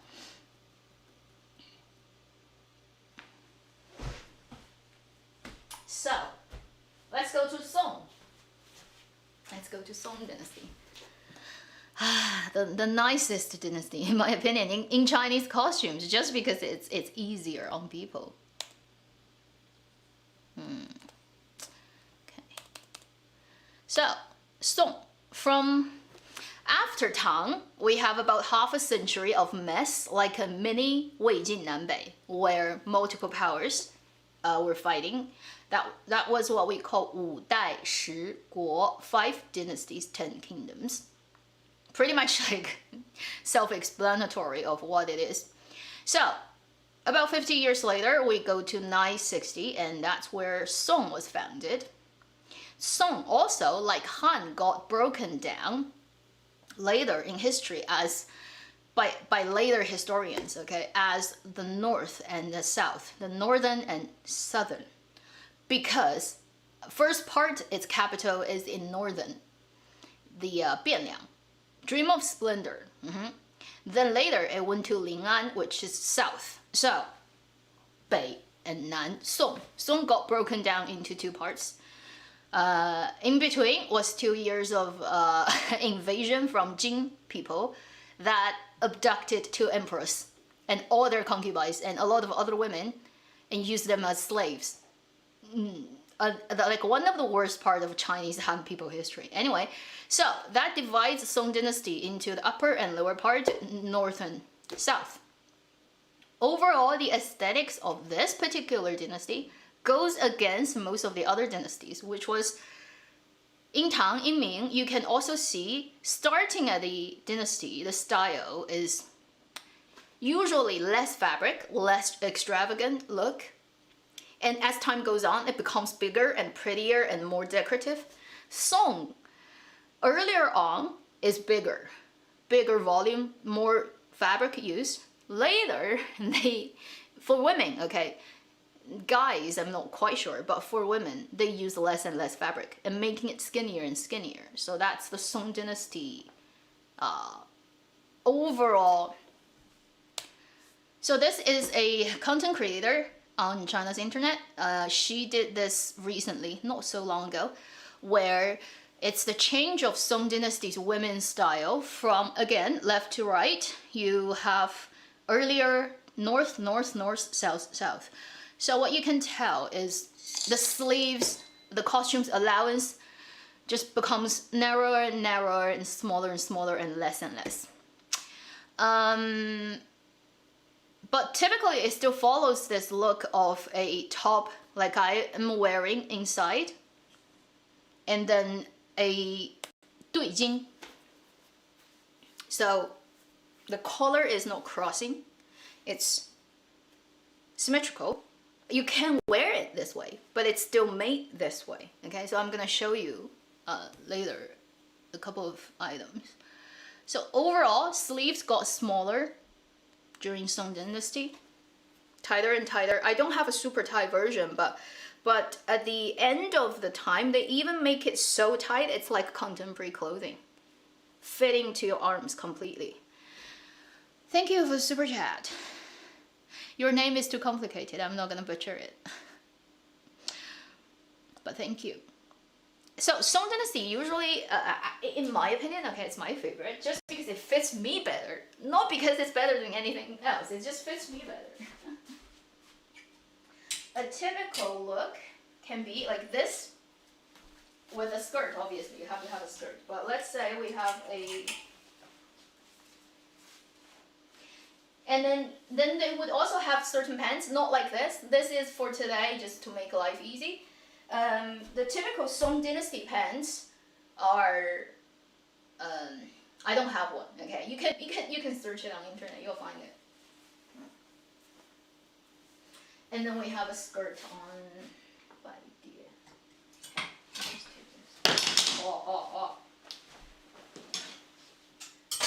And you have a pleated skirt. And it's called 百蝶裙. And this time Dior actually also has a skirt that looking pretty much like it, but I didn't have time to go through it. So with a skirt that just goes over the inside one, okay, this shirt still drips over, comes out on that. So that would be how you wear it. This skirt, if you're a Hanfu buyer from Taobao, you know this skirt. It was very popular a couple of years ago, coming from a very popular shop that actually went bankrupt, I think, or like closed. So it's like no longer here, this item. Come on, focus. Come on, focus on me. Lens. This lens should just get to work. I have it on auto. Now, me. Not my back. Okay. Background. So, typical Song Dynasty, best known. It just doesn't like to focus on me. I don't know why. Skirt called Bai Die Qun. Another type of skirt that's well known. We have to put it on. This.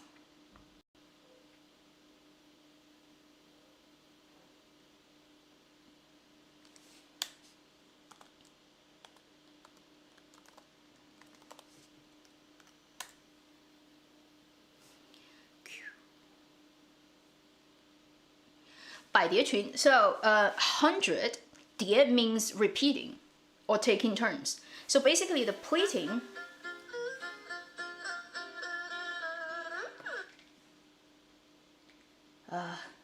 can't answer. Who's? Yeah, now people know my ringtone. And if you know which one it is, you know which one it is.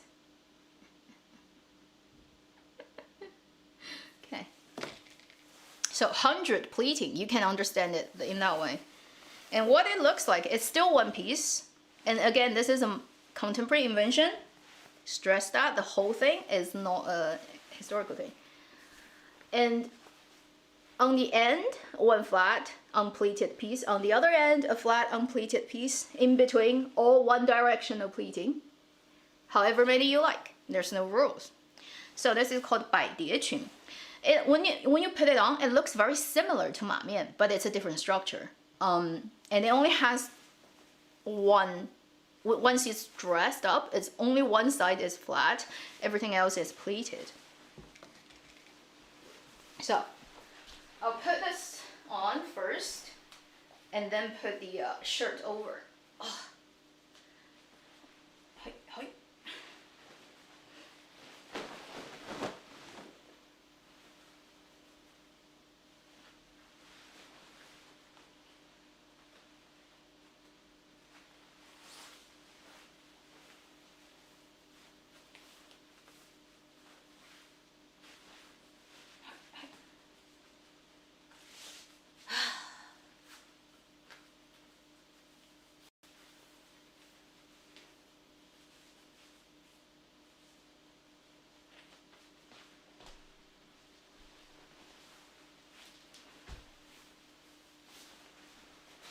So the Song Dynasty, you can walk out like this already.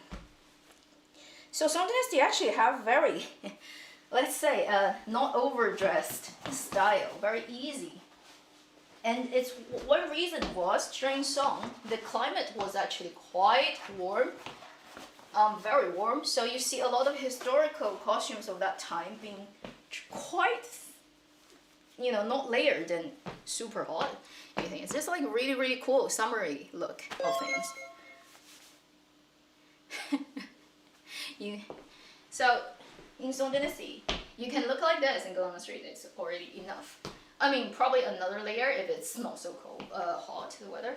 And for this skirt, because all the pleating, you can wear the flat hat like this part, like the part that doesn't have pleating wherever you like. It can be at the front, can be at the side, can be at the back, no rules. So, Song, very typical Song look. And then you can start to layer things.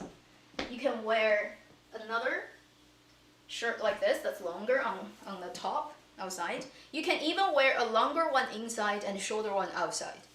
There's also that look, because people are very inventive. There's no specific order of the long and the short one, which one should come first and which one should come later. Not really. However you like it. So it can be like this. Just like another layer. Or you can have, okay, I'm gonna show you. I made this based on an historical artifact called 铁拐木长衫, which comes out of a tomb called 铁拐木. So, 铁拐木 long shirt. So you can see Song Dynasty really likes the 对襟 parallel opened collar. So really there's a lot of ways of wearing this type of, like, however you want to do this. It's I think it's like the most friendly, okay, to my body shape at least. Like Tang Dynasty doesn't work as well. Song Dynasty, very generous. And this is quite big as well. And this is based on historical size as well. You see how big it opens up? Very wide. This is more north Song. Once you go to south, it's narrower, less fabric. Okay. Oh, and this is a really interesting thing about Song Dynasty clothing that you don't see in other is with this collar, they have a particular type of collar called 折领, folding collar. So usually what happens is when you have this kind of cloth, you make a cut here on the fabric and you sew a piece of full shirt length collar along it. So come on, my computer. So basically, if you look at this size, the collar piece would go from the bottom of this all the way around and then go down and go to the end.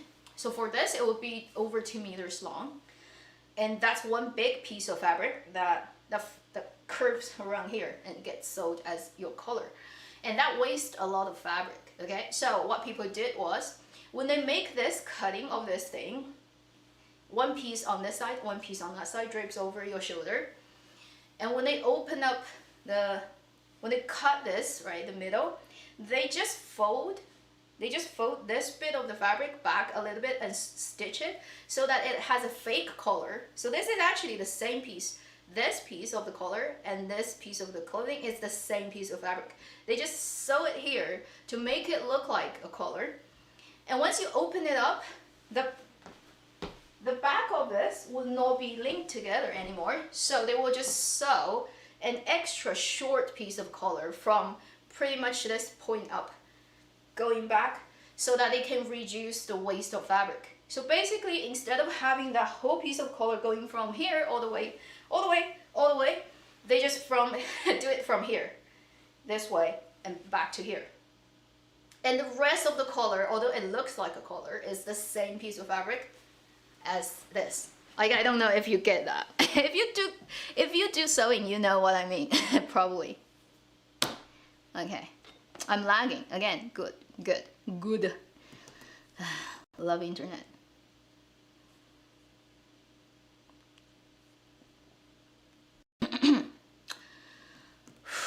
Okay.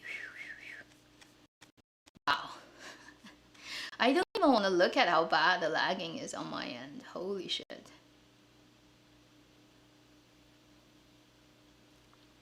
Yeah, ancient people have purple, but it's very expensive. But they do have purple, but it's very expensive.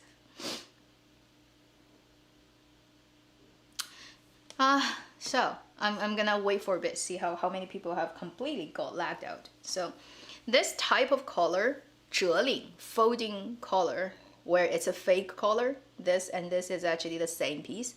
It just gets a sewing on the, like, added manually, is a very interesting thing people found from real tomb, historical clothing coming out of a Song Dynasty tomb.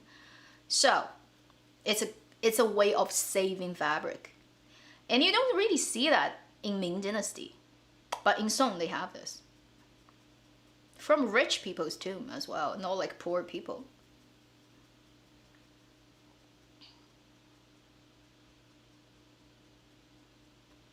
Purple, because purple is hard to dye, that's why. Like blue is hard to get, imagine purple. For the color dyes, blue and purple are most, like, the expensive ones, I think, historically. You just don't have that many natural ingredients that have that color.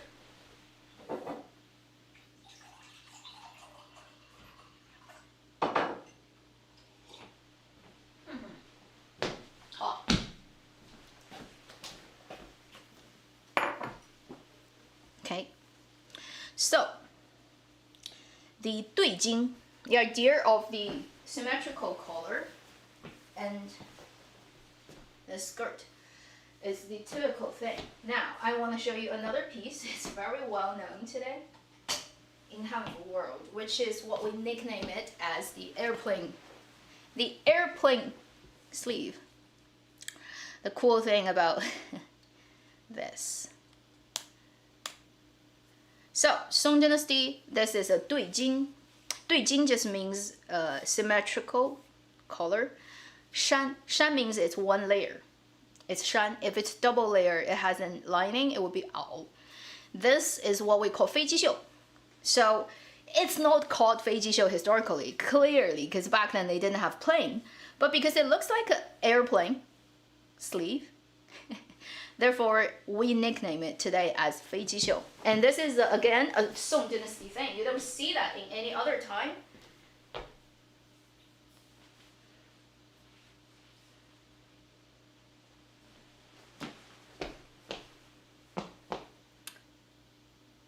The collar is, the sleeve is wide here and goes up.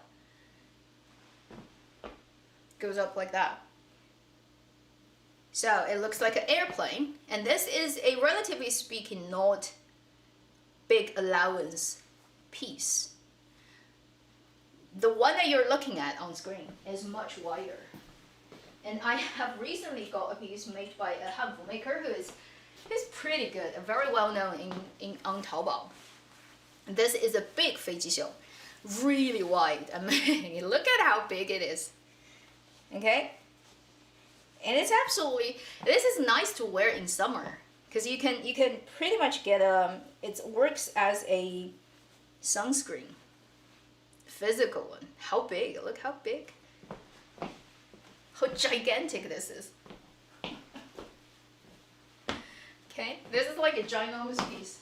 And I measured the width of this, half width, okay, just on the front side, basically, not the circumference, is 80 centimeters. So half of this is 40, and the whole thing is 1.6 meter around. And you think this is overkill, right? But hey, this is like, people do this in ancient time. So once you have such a big size, and you put down your arms, like this, it's flat. Put down your arms, you'll have this edge where this part points up, this part goes down. It has a big curve. And this is a very Song Dynasty look. In Ming Dynasty, you will not see this anymore because they would literally cut this in a circular shape so that it compensates with this dripped down look. But Song Dynasty people don't care. They just like the flat edge, so it will look like this. It will give you that typical look. And this is a Song thing, very Song, okay. Airplane. The nickname is really well made. It is comfy, it is very comfy. And because they make this part small, so it's unlikely to catch. It's easy to move in this. It has a lot of air and volume. So the airplane sleeve is a very Song Dynasty thing. At least so far, we haven't had it found in any other time. Only in Song. It's very Dior wants it. Really? The airplane thing. Okay. Just gonna change that to another skirt. For the 百蝶裙, 100 pleating kind of skirt. Some current makers. So this is a maker on Taobao who is really good, and the maker made this too. So this large 飞机袖 and this skirt is made by them. They kind of invented a new, like currently like the Hanfu had this new way. I don't think it's historical, okay, but it's clever. So on the two ends of the skirt, instead of just sewing a waist band into your like like the sewing the strip into the band, they just do an eye, like a hoop here, and then they give you these individually, so that basically you can change the style and color of what kind of strip you use to tie your skirt. And the skirt only is, this piece is tied to it, so it only has an eye on this end and an eye on that end. And so when you tie, you can have different colors made yourself, and your skirt kind of gets a different look if you use a different color to make this. I think it's a pretty clever idea for contemporary wear of Hanfu. It's very interesting. It's a very interesting improvement. Now making it more wearable, really. Yeah. And if you buy a lot of Hanfu, you probably know this shop. 赵氏. They make really good Ming and Song style. Very, very low key and very simple, but pretty well made. So this is also a baidiechun, like the one I was wearing, you know. A lot of pleating, a lot of pleating, a lot of pleating. I'm not gonna put it on, but it will look something like that. Lots of pleats. How many more do I have? Song.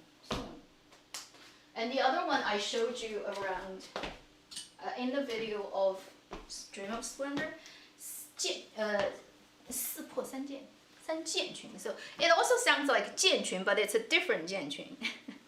So this kind of, it has 3 big pleating, and they're all facing like that, okay. And then when you put it on, the middle one faces the front, the 2 sides one are on the side. This is also a Song Dynasty look. A Song Dynasty kind of skirt. And because it has less of a fabric use, it doesn't have that much pleating.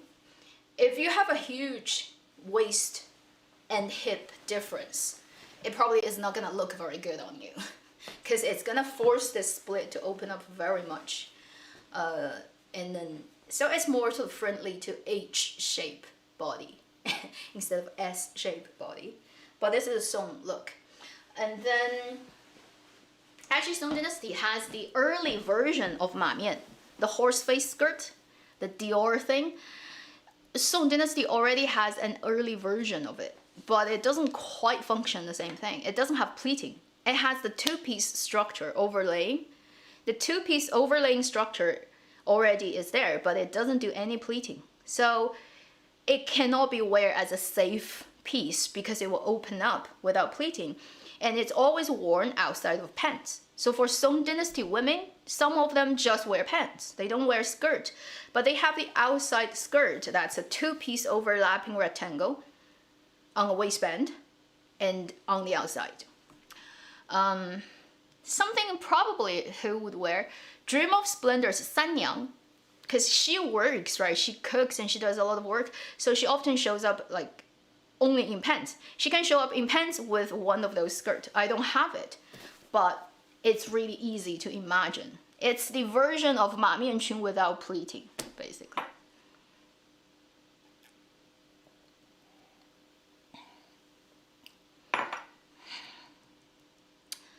Currently, if you wear Hanfu dress, you can, pretty much, but maybe making it shorter so it's not so full length. It makes it quite hard for you to walk around on climbing stairs and stuff.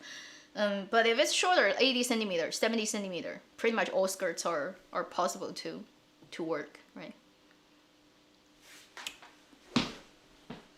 So, do I have other things? Oh, let's think about what I'm gonna do. Actually, I'm just gonna put this on as well. Ah, too much work. Okay, we're at the close to the end. Once we have Song, we will have Ming, and it's done. Okay, so it's not gonna last forever, and I don't have that much energy to keep doing this. It's really exhausting.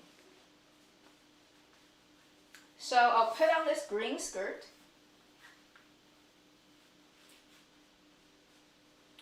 And then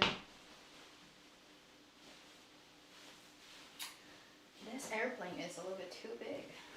Is it gonna fit?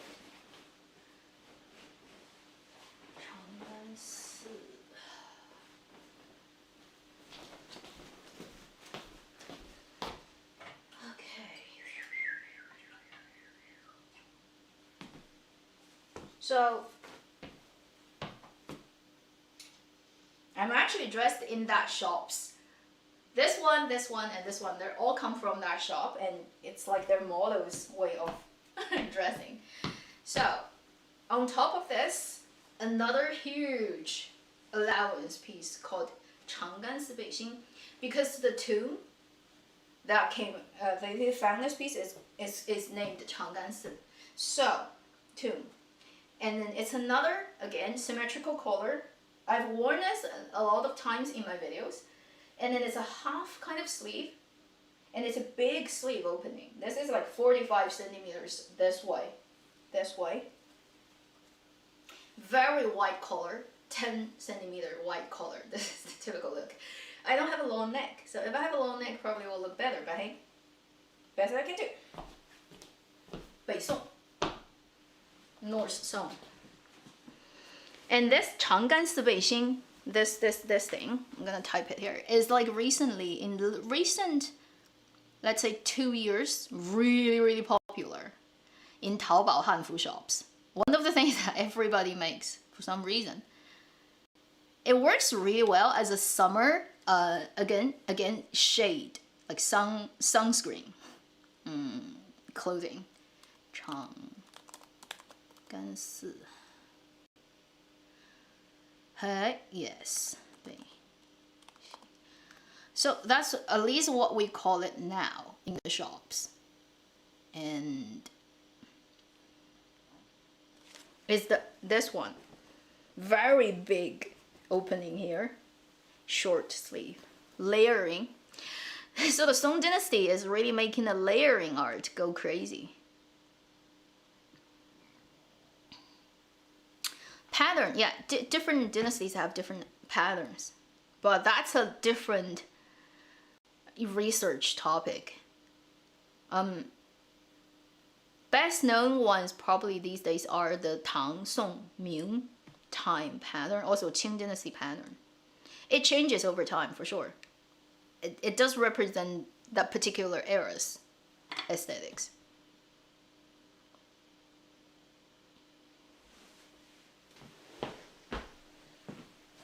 Beisong.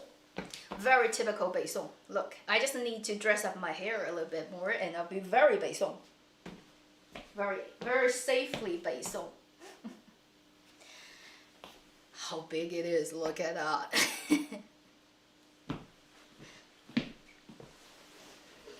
This is like, I can't remember, this like, just typing 长干丝背心, you're gonna find so many people making this style. This is the 赵氏. So this one, and the skirt. It all comes from that shop. It takes quite a while to get their stuff because they usually, it's like a month, 40 days wait for them to make it once you ordered it.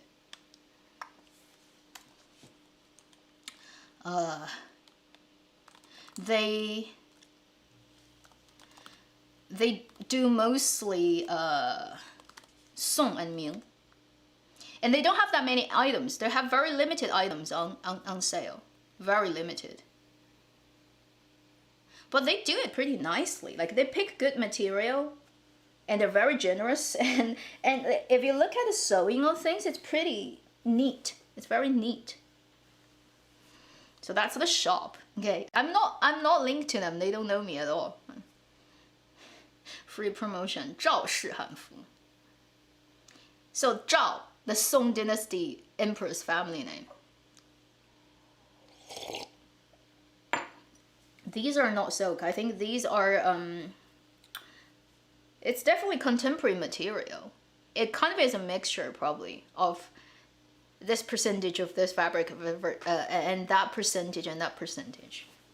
It's not a one I don't think it's written here. It's not one type of like silk or anything. It's like a mixture of things.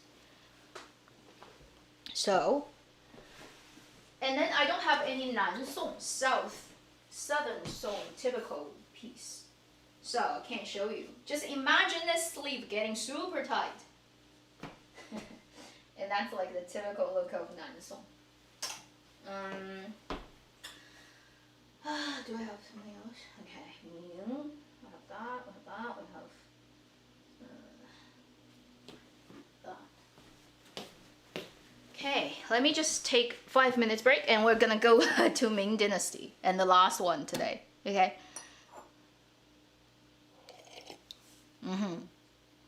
Yes, in chat, people are typing it.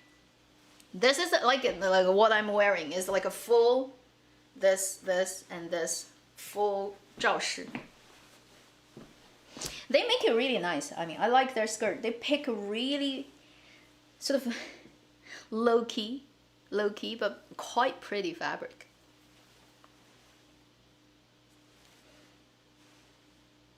Very low key. And it's 暗纹, so it's woven into like it's, you know, it changes as light changes. Historically, no, they're not necessarily silk. It can be anything. Whatever is affordable. For commoners, linen. Song Dynasty, for rich people, silk. Types of silk, different types of silk. There are different types of silk that will work differently. Yeah, for normal people, it would just be linen. And until Ming Dynasty, probably it would be cotton. But before that, it was just linen, because cotton wasn't even like a normal thing during Song in China.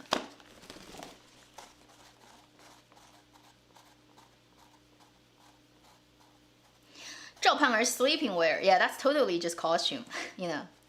Most of the Dream of Splendor style are still drama costumes. They're very, a lot of them are like they don't have historical, let's say,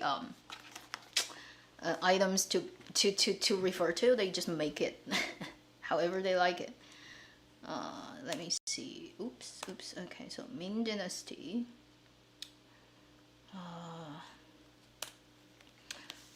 After Song, we have Yuan. 辛苦了. Thank you for super chat. So after Song, if you look at Song Dynasty, right, it ends at 1279. And now we have like 1368. So there's close to 100 years, 90 years of gap. That is the Yuan Dynasty.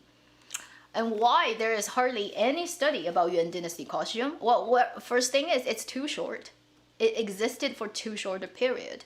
And pretty much clothes just naturally have sort of developed from the end of Song to Yuan and then to Ming.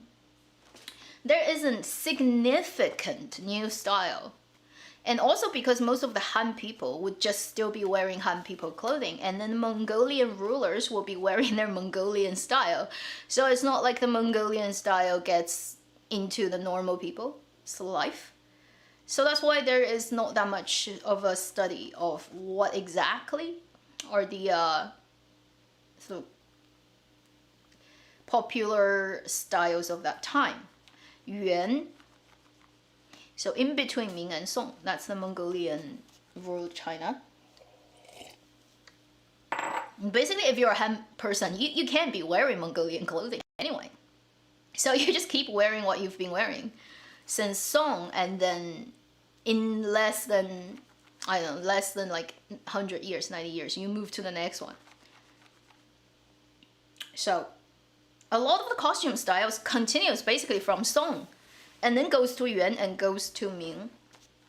You still see the leftover. And for Ming Dynasty, there are a couple of very interesting items that actually got inherited from Yuan Dynasty. And that's true. One of them is the guy's hat. I don't know how many people have seen that round topped hat. You probably also see that, a version of that in the Korean costumes of that time, because they really all come from the same Mongolian style. Let me type it in. You will know what I mean. So some of the things actually got inherited from Ming Dynasty, from Yuan to Ming. Let's see a 大帽.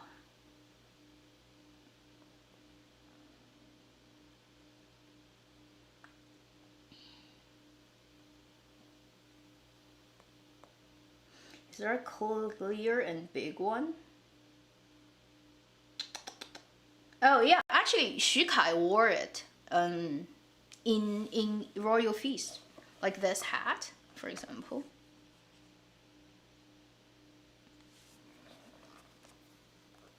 Can see this hat, the round top hat. It just came down from Yuan Dynasty, really. There are different versions of it. You see that in Korean costumes as well. This kind of look, that's actually a Mongolian thing, and then people just kept using it, you know, later.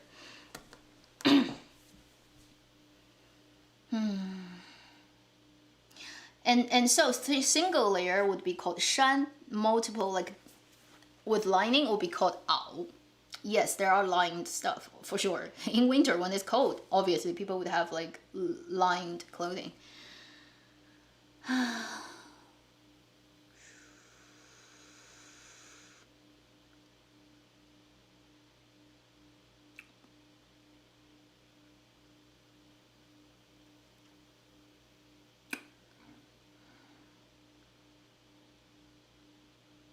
What do you mean by when would it be cultural appropriation?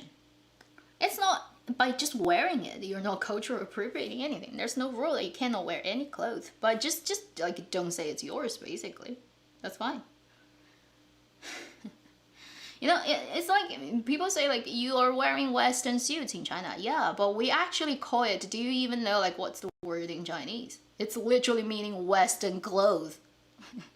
Like guys' suits and ties and all that, we literally call them Western clothes in the name of it. 西服 or 西装. We never say it's ours. We just say, hey, it's the Western thing. But hey, you know what? Everybody wears it. So as long as you say this is like from where, nobody cares. You know, you can dress up in whatever dynasty of Chinese Hanfu, whoever you are. You know. I mean, you can even like dress up your pets in that. Nobody cares. But like, don't say it's yours. That's it. Fair. Thank you for super chat.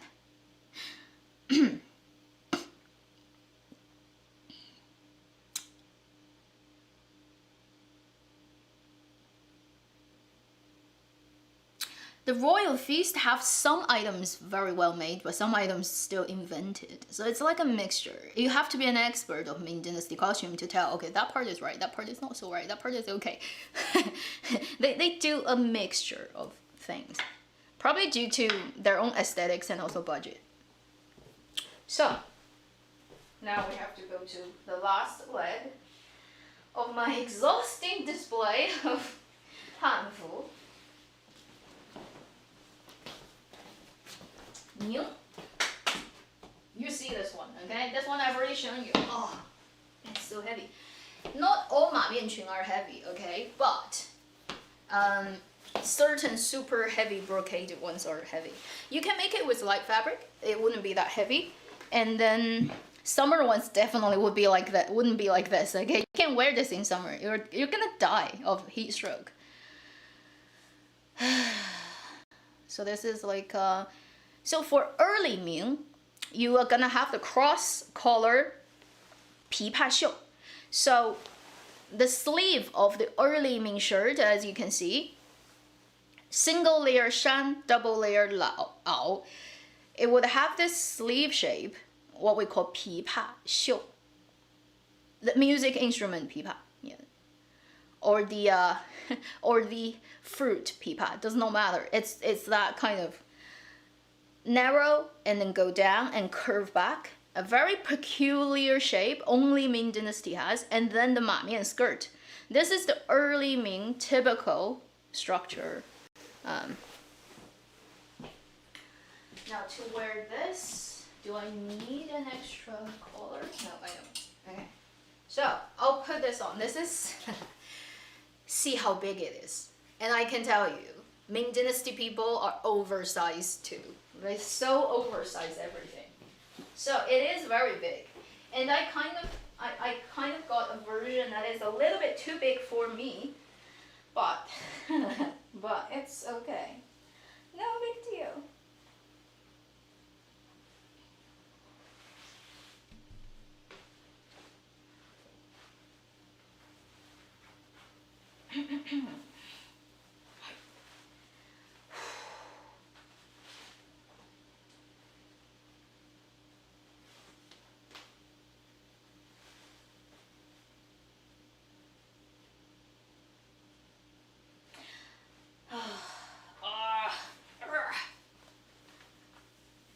I need a maid.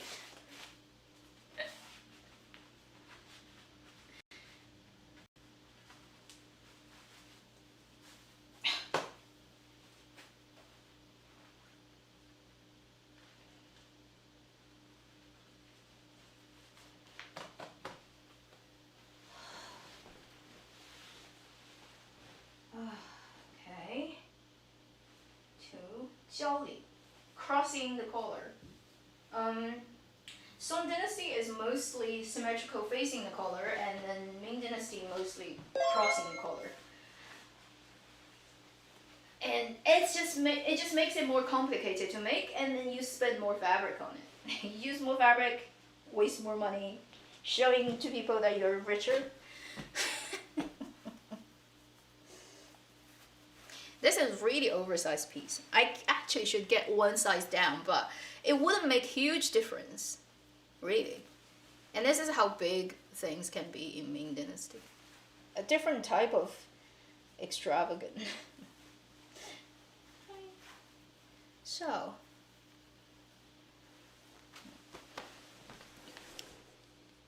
let me just turn this down. Oh, come on, hide it. So I can show you.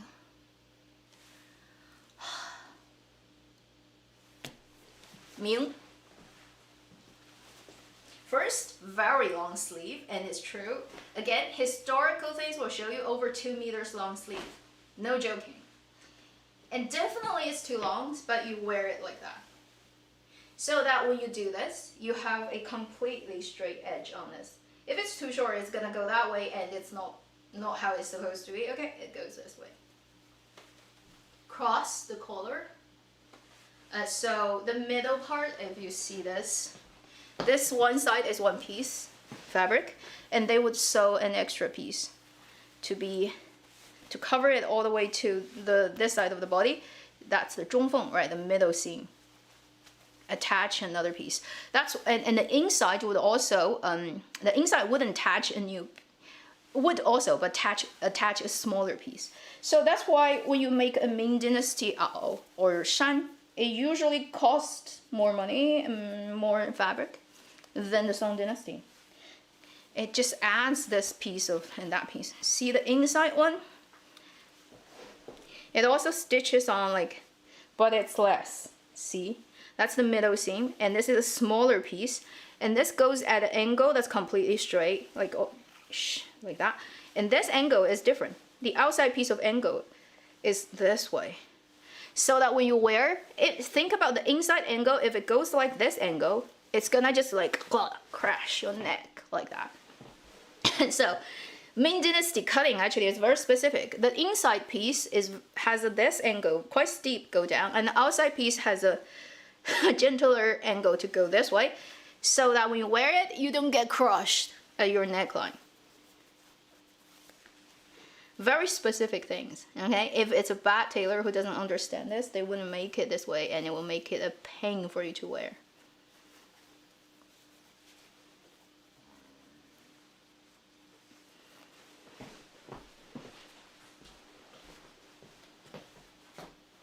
There's a horse face skirt and a 琵琶袖. Typical early Ming Dynasty look. Very oversized. Now this coat can be made shorter. It doesn't have to be this long. It could be probably here, and that would work too. But I just got a really big one.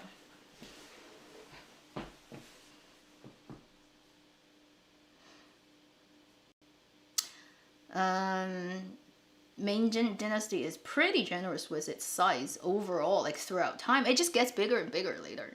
I'll show you and you'll understand why.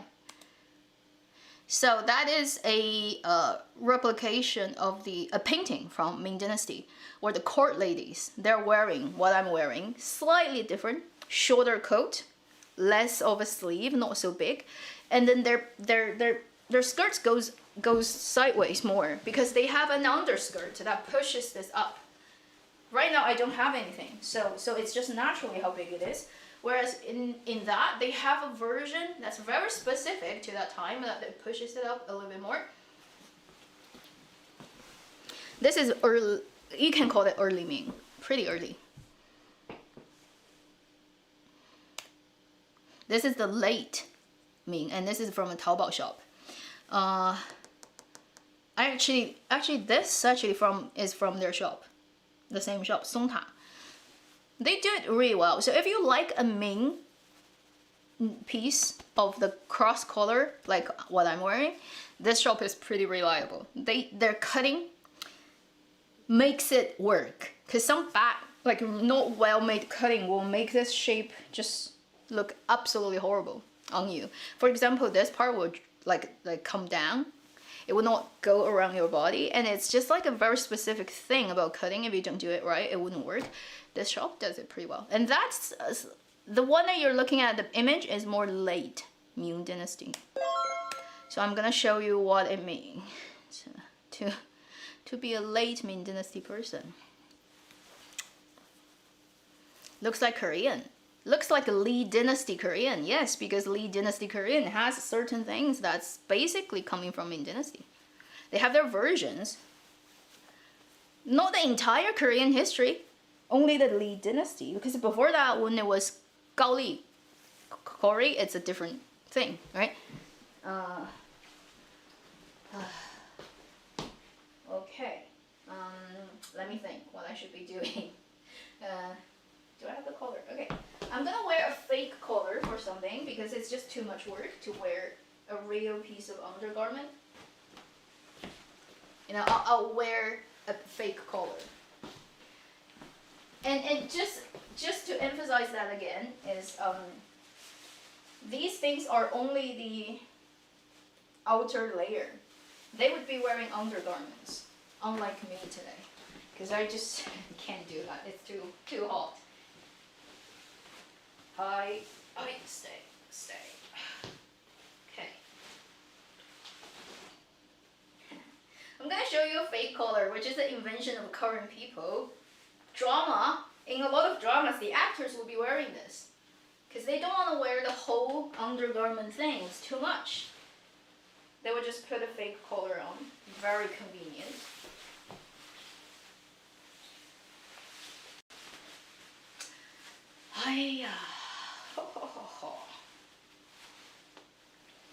See the fake collar? It's so funny.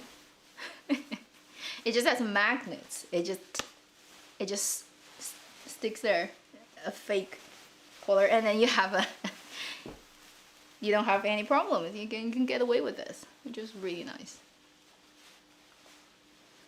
Dramaland definitely has a lot of fake collar, for sure. So, square collar is also a Ming Dynasty thing that happened a bit later. And it shows up in all kinds of things. This is just the one that I wore for the Dior video. Funny, square collar. And then the sleeve is still the same shape. 琵琶袖. See that shape? Okay. It's very decorative and with a fake collar. It's too hot to wear the real thing. Yeah, this is a contemporary invention, which is clever. I think I crossed it over the wrong way. That way. Hi. That way. Good. Ha! Fake it! Color. Yeah, and this kind of button is a very Ming Dynasty button called 子母扣, mother and son. That's what it means, isn't it weird?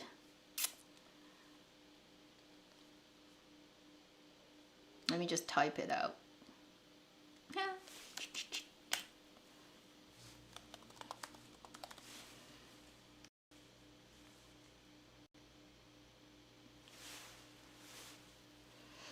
And you can design it however you like, but the idea of it, I'm gonna show you closer to the camera. Let's just focus, hopefully. This is a cat. This is a cat one they made, which is cute. The shop made. So, on one hand, you have this piece. I show it to camera better that way. And then this is like the hook. So you hook it on, basically. Don't know if it's gonna show it very well, but hey, this is the best I can do. Push it through. Can't see it very well. Oh. Come on. And then hook it on. So you hook this button. And this is a very Ming Dynasty thing. You don't see it in anywhere, I don't think. Any other dynasties. Still doesn't work. It's too hard to do it on camera. Okay, it sits in. Like when it sits in, it just sits in. Like that. This is a cat head and cat paw from this maker. It's quite cute.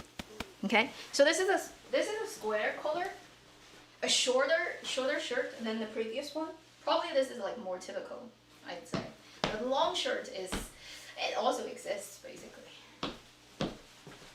So you can see Ming Dynasty overall just looks more expensive, but it's not my thing, because again, it's not very friendly to short-necked people like me. It's not very friendly.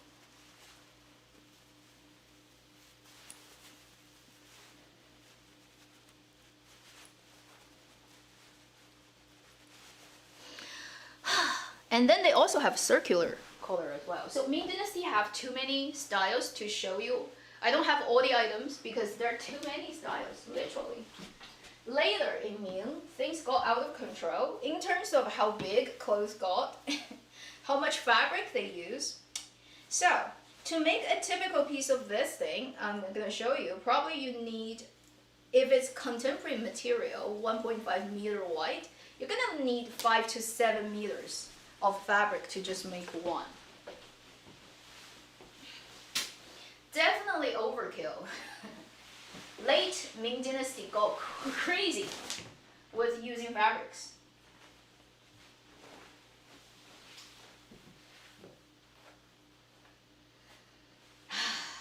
Oh, almost there. We're almost there. This is called 斜领。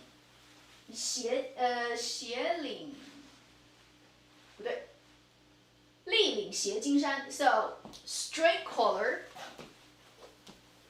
and then crossing. The standing collar and crossing. 金，哈，I'm already tired. It's too much work. And see how big this thing is. Come on, people were crazy. Why do you make such a huge piece of clothes? You can't move in this. You can't do anything. You can just sit there and be pretty. That's all you can be. You still have the 马面裙 under, but then you would have and again, unfriendly to short-necked people like me, 立领. But 立领, late Ming, is really popular. You can either wear it like that, or you put the top part, you fold it down. You also have that. So you can see in Song of Youth, most of the ladies are wearing this style. So sometimes they have this corner here, and they fold the top part of their collar down, which is a normal thing they do at the time. Or just like this, however you like. Look really bad on me, I know, because I don't have necks. I don't have a long neck. I can't do anything. Large. Very large. See how big it is? Big sleeve, long sleeve. And as if that's not enough. As if that's not enough. You can wear this, okay, and just wear this. Fine. Or you can wear a long vest, like I'm showing you in the image. You can even wear something even crazier on top. People, okay. Just to make it worse. and show that you're so rich that you can make another piece of garment that takes that much fabric. Late Ming Dynasty was really guilty of too wasteful. Too many rich people and not a rich enough government, resulting in eventually everybody get up. Okay, another of that button. Overkill. Fabric overkill of Ming Dynasty. This one outside is called pifeng. Okay, both guys and women wear this. Men and women same style. And then the inside is a liling, meaning standing collar, and this is a crossing one. You can also just have the normal collar, not the liling, but liling really got popular late Ming Dynasty. So yeah, pretty much it's this thing. Look at that. Just that the outside one is not a vest, but a full size. Everything else is the same. 马面裙, right? And a shitting liling, and then this. Although though during Ming Dynasty they did make they have all kinds of versions, like super thin version for summer, and then often summer even they only wear like a vest. They don't wear the long sleeve at home. So people are very cooling as well. And also, late Ming got really cold. The weather was a mini ice age. If you check the planet's climate history, during the 1600s, early 1600s, it was cold. And one of the reasons the dynasty failed was the weather was so bad consecutively for years, causing famine. One huge reason for that.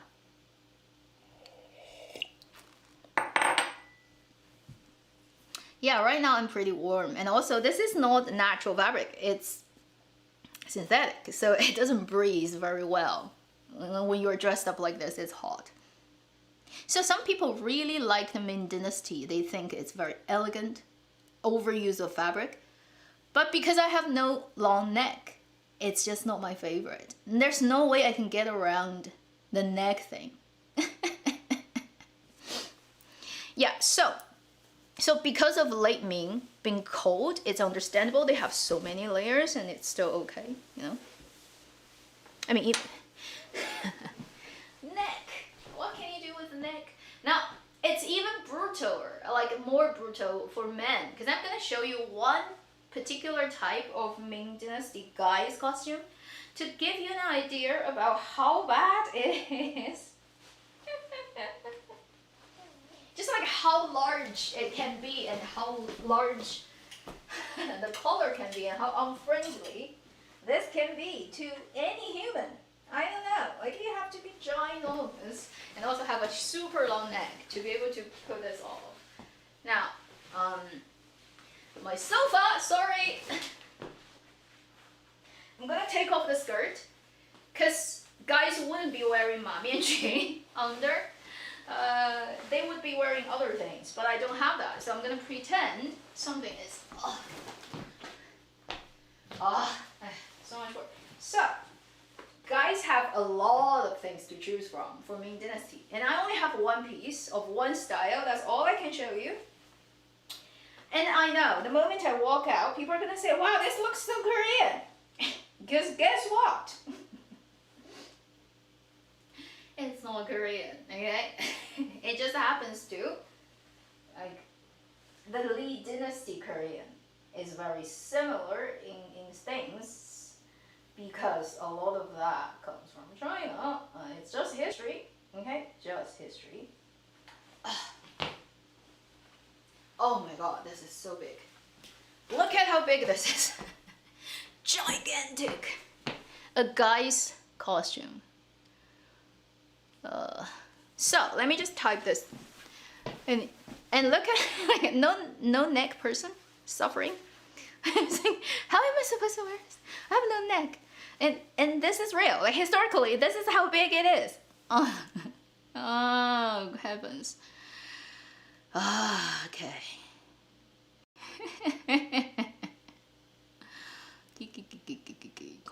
Let me just type this.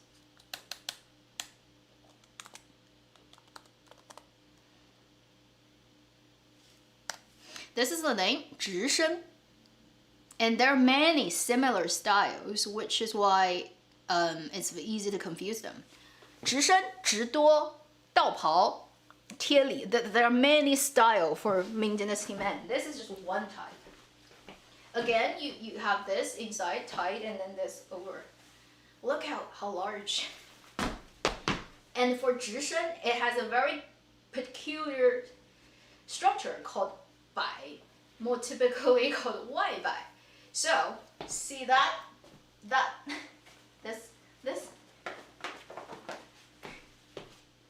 this flappy thing, okay? It looks ridiculous, I know, ginormous, but this is a real thing that was made so that the opening on the side can be very well covered when you walk around. It doesn't show your undergarment that much, and this makes it more formal. And then there's a type called 道袍 where this 摆 goes inside, not outside. And there's a version that doesn't have the 摆 anyway. It doesn't have outside or inside. It will be called 直多. So, many versions, absolutely ginormous. And yeah, it goes back, okay, like that. Put it back, like that. Honestly, this is not comfortable. And I don't know how humans will walk in this thing, but like this is guy's costume. And then often they have 这个摆 so inconvenient. Often they would just use a sometimes belt, but also sometimes just silk 丝绦 and go around the back, tie it at the front with a knot, and just like sometimes even have a pendant, yeah, like that. It's too much work. I'm not gonna put it on. you get the idea about like how ginormous things can be in Ming Dynasty.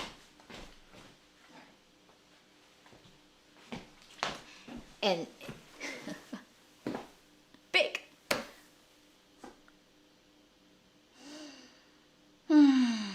Yeah, that wing. The wing is to make it look formal, to cover the edge, so that when you have the splitting down the side of the body, it doesn't show the underskirt that easily. All that. Palace's worst job is laundry, yeah. But for super higher up people, sometimes they just wear it for once and throw it away. They don't wash it. Depending on what time you're in, okay? Certain dynasties are so extravagant that they wear it for once and then they chuck it. They don't use it anymore. They don't wash it. Unimaginable, isn't it? Yeah, but then obviously at certain other times they would wash it. Look at that. Like, without neck, you can't wear this. And so you're gonna see this kind of style probably a lot in Yunxiangzhuan in the future. The Chen Xiao drama with Mao Xiaotong. Because I noticed some of his costumes are very Ming Dynasty looking. Like, let me try to find one.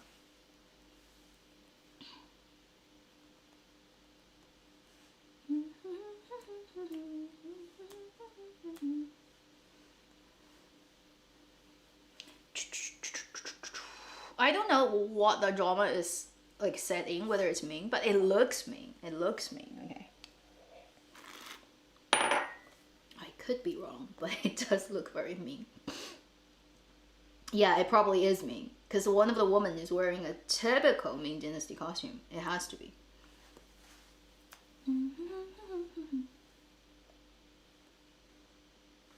So look at Chen Xiao in this. Hasn't aired yet, can't wait. I really want to watch his drama with Mao Xiaotong and Wang Jingsong. And look at me. It's the similar style, yeah? The lesser sort of crazy about the size of the collar. Also because he's a guy, he's bigger than me. So it looks less crazy on him. But it's very similar thing as I'm wearing now.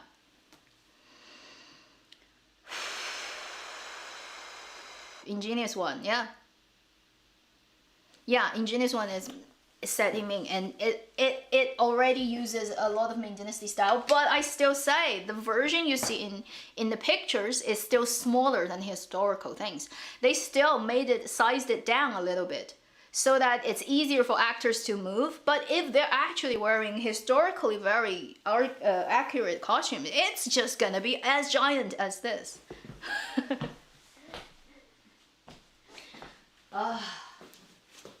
Do I have anything else I haven't shown? Pretty much, I think I've shown everything. Yeah.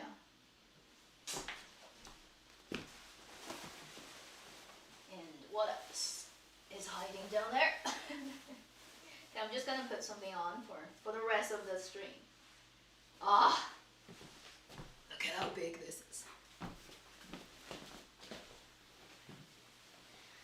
I don't even know why I got this item. I think I just was curious to see how big the guy's stuff were, so I got that from a shop.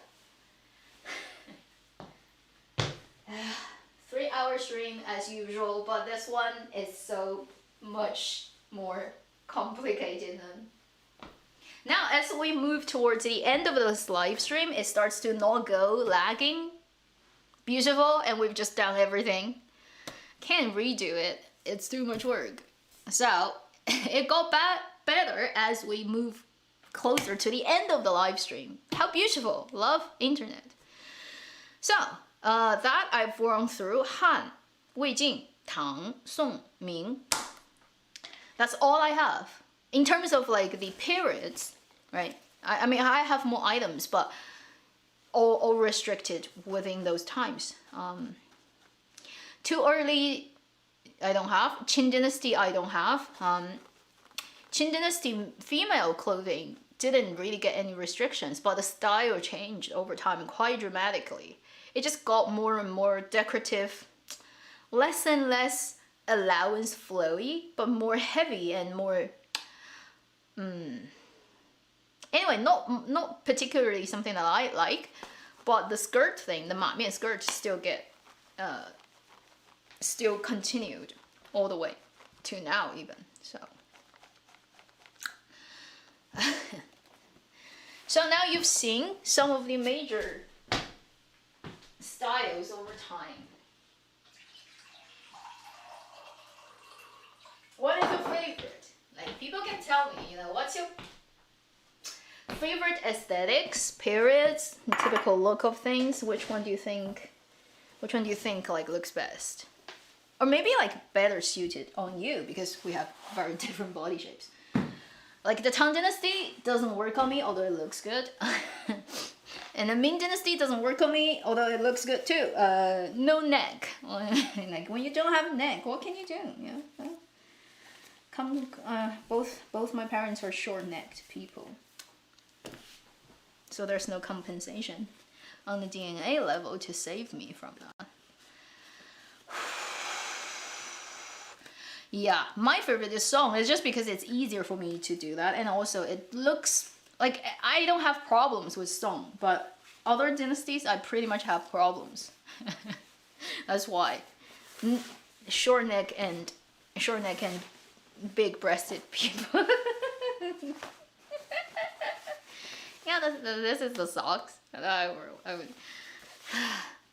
They don't follow you very well, so I don't know how ancient people do it. Probably they have better at cutting so that it fits your shape better, but I don't know. Now, I can finally relax.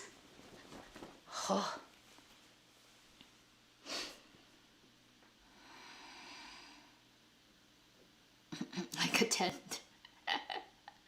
Yeah, Tang is so unfriendly to like big-breasted people. It makes you look gigantic on the side. Tang is your favorite. Yeah, nice color. But the layers, depending on what time you're in, certain time probably it wouldn't be a problem when it's not so.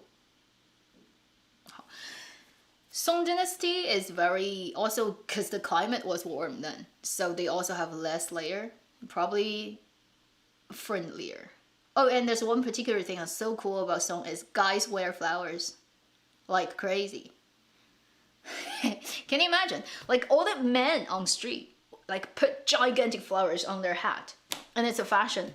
Like no matter how old you are, how young you are, like you're higher up officials, whatever, like you wear flowers. And in court, it's common for the emperor to be like when the emperor is happy about something, right? He would award his subject with a flower. It's like I personally get the flower and give it to you. And that subject would be wearing the flower, walking around the capital that day, super happy. So this is given to me by the emperor. The Song Dynasty men wear flowers. That's the fashion. Like think about now. Can you imagine a guy on street wearing flowers in their hair? People are saying that guy just got out of the loony bin. Okay, but Song Dynasty was like, flowers! Guys wear flowers. So Gu Qianfan, honestly, he should be wearing flowers. Oh.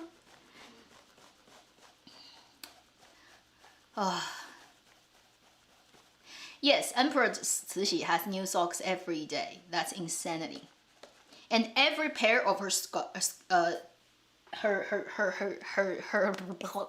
cost 3 liang silver, which is like the cost of an entire villager family's living cost for a whole month, at least. And she changes the socks every day. Every day a new pair worn and thrown away. And it's not just a sock that's tailored to her feet. It's also embroidered, like it has embroidery on it. So for Empress Cixi or Empress Dowager Cixi, I remember the records was there were a group of a group of tailor and seamstress and like sewing like artists who only does her socks. They do nothing else. Their daily job is making socks for her. Because every day she needs a new pair. Every day. No wonder nobody likes her in history, right? It's like she destroyed that whole kingdom and unbelievable. So the fact is, a lot of ancient royal imperial people are so wasteful that they don't consider laundry a problem because they don't wear it for the second time. Every time they change, they chuck it away. Holy moly, can you imagine what a waste it is? And then for poor people, they don't even have one piece of clothes for everybody. Like the founder of Ming Dynasty, Zhu Yuanzhang, he comes from such a humble background that I think when his parents, when he needed to bury his father and all the brothers, because they all died in only one of his brother was alive with him after a huge pandemic of ancient time. They didn't even have money to bury all the relatives. It has to be like other people have to like donate money for them to dig a hole to bury everybody, and they don't even own one piece of garment that's fully completed. Can you imagine the gap between the top and the bottom people?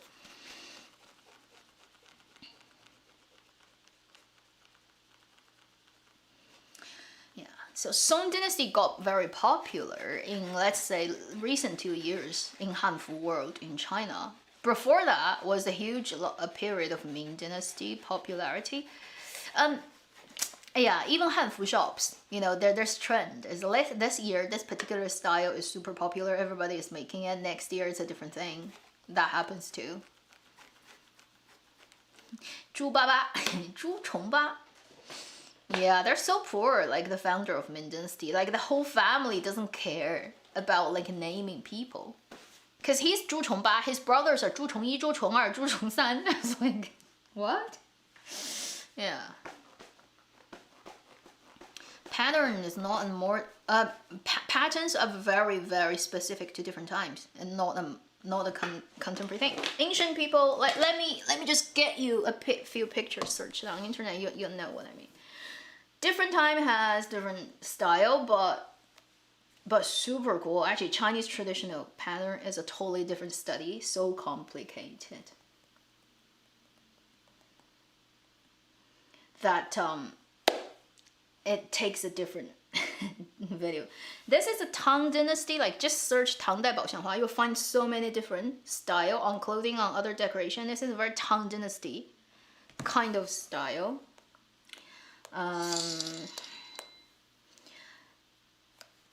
Tang.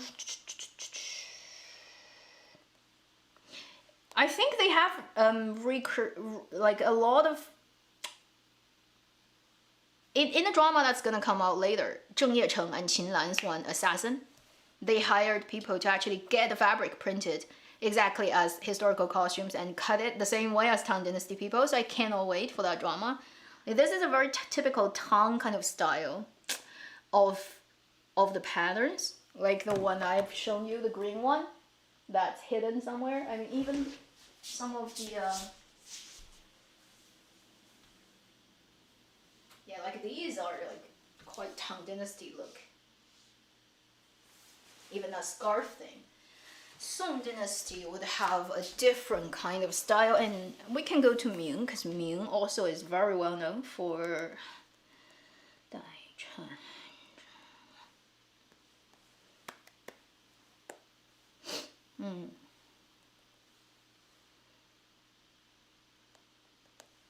Let's see if we can find some good.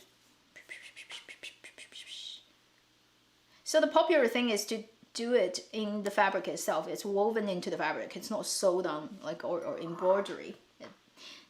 The more expensive it is, the more inside the fabric it is already itself. Can we find? Actually, we can find this.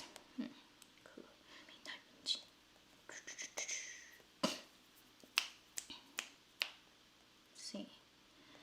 We're gonna get a lot of good ones. Somewhere Weijin. Low definition.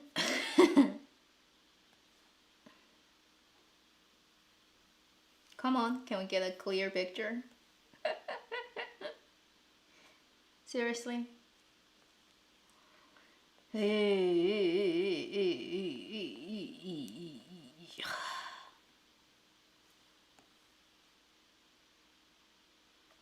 Okay, let me just try another thing. Internet, come on. So during Song and Ming, there are two types of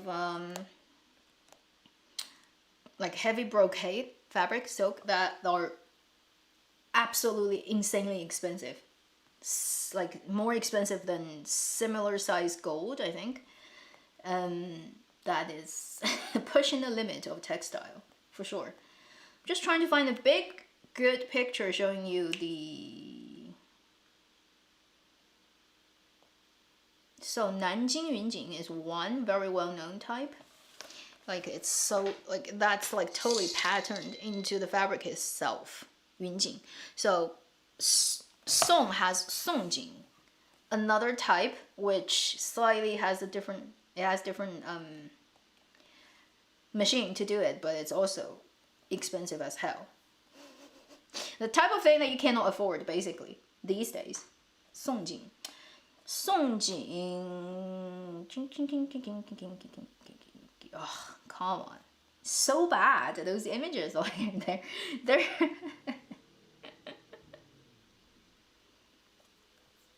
Come on, can we get like a just clear picture of things? Okay, so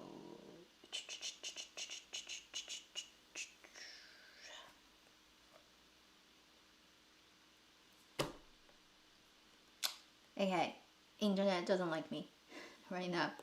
Can't get very good images. But if you watch A Dream of Splendor, in that the Zhao Pan'er would be saying when she had the painting, she said when I had the painting framed, the traditional Chinese style, I have this color fabric with that color wood, and that color is something, and that color is something. And she mentioned a certain brocade, and that's like the Song Dynasty brocade. Somehow on iPad, it just doesn't give you a very high definition picture. And like,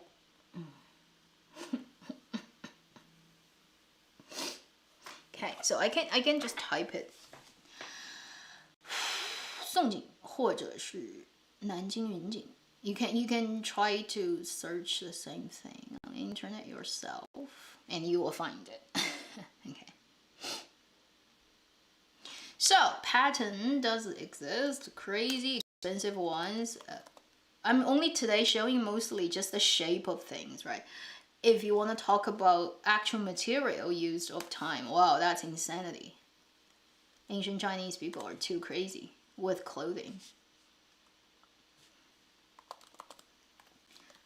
There's way too many crazy things people create. So, Songjing is a Song Dynasty type of brocade that's waved with silk, super expensive. The Ming Dynasty has Yunjing as well. And they're all very expensive materials, costing like thousands and thousands. Okay, let's try to be able to. Internet is so slow on my end now. I can't even get my.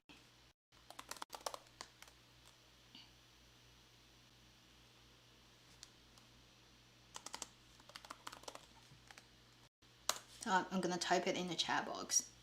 If you want the word, you can search for it. Yeah.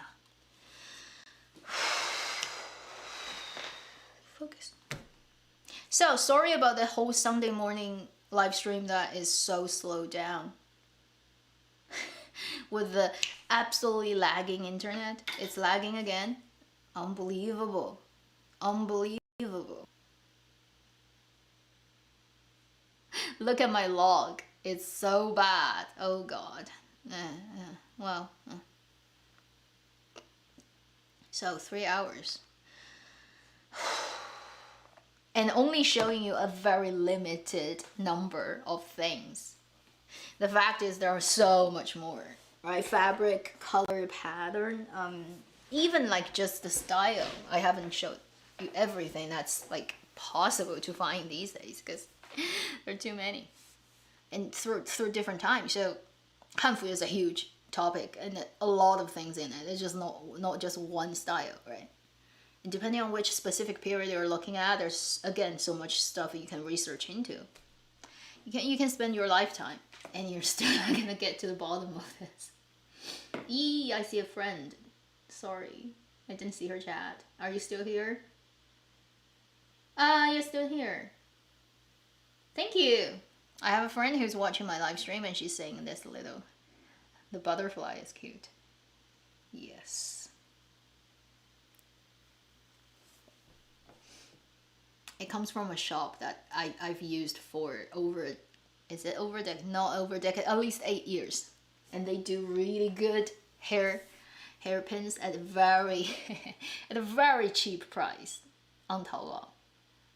Focus, focus. Cute. So I get so many things from them. It's like a recent one I just got. 听你在讲法儿. Yeah. Oh my streaming software keeps giving me notes about lagging. Well, I hope it's not too bad for people who've watched this. I don't know, when I go back and look at this live stream and try to time code it, whether it would be a complete pain in the ass to time code it, because every 3 words it gets cut off. Yeah, so Yunjing and Songjing are 2 different dynasties things, but they are all very expensive, huge machine, ginormous. You can just search like the machine of Yunjing and Songjing. You'll see like the incredible complicated structure of that machine to weave the silk into crazy patterns. Unbelievable.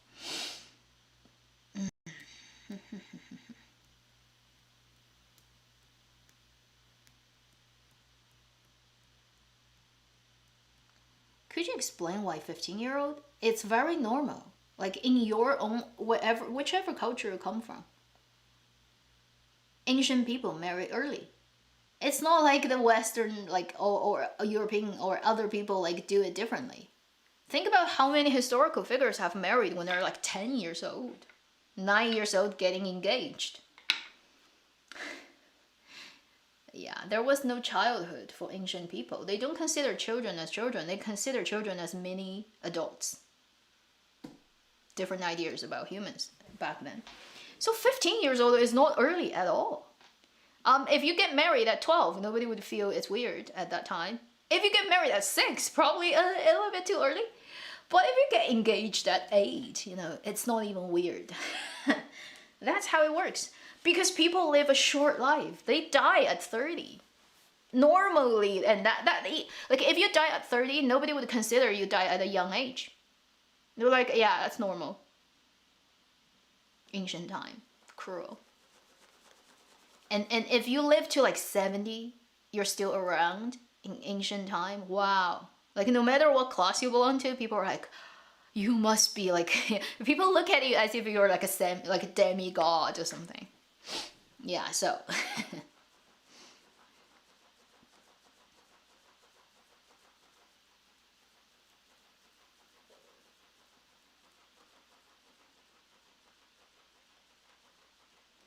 Hanfu store. I'm not sure about real, like actually, like store you can go into. A lot of that happens only on internet. A lot of stores, they do have like storefront, but probably there'll be like, you have a add up price on that. If you want to get like a reasonable price, you can buy it on internet. Internet will give you like so many more choices.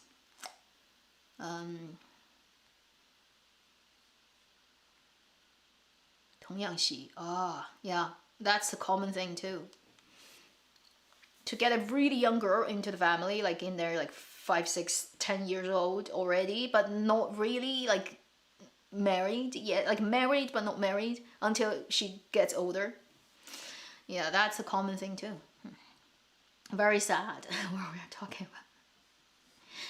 Censorship is strict on 仙侠 immortal. No? It's not, it's a god. It's just like you can't make all the like fairies and gods and immortals be wearing like, I don't know, like Japanese costumes. Like that would be weird, like in all sense possible. And also like for 仙侠 costumes, they're not like, I've shown you all this historical things, you can tell very easily. It's so different from the idea and logic of things, right? Compared to like 仙侠 costume, drama costumes. It's totally different from real history. Pattern, color, even like the logic of things. You see how many like contemporary cutting you have in 仙侠, where it's super fitting. Like all the girls, when they have that and then the skirt on, it's like completely fitting their body. You have to use like Western darting and all that kind of cutting to make that happen. You cannot just have the Chinese costume on that body and make the fabric just follow their body. No way. Okay, so everything you see in those kind of dramas, whenever you see a super fitting the figure costume, it's not based on any Chinese costume. Hanfu. That's the easiest way to tell, is if it's too tight, too fitting, it's not. Because the logic behind all Chinese hanfu is flat. No 3D idea behind it. All flat. 2D, only 2D. The cutting is only 2D. And the stupid focus is going away again. Completely flat. Tailoring. Do I have anything to... am I making anything recently? I don't have anything ready to show you.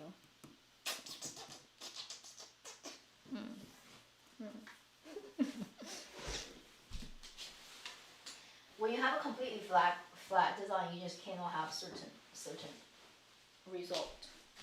You know, like a typical Song Dynasty piece.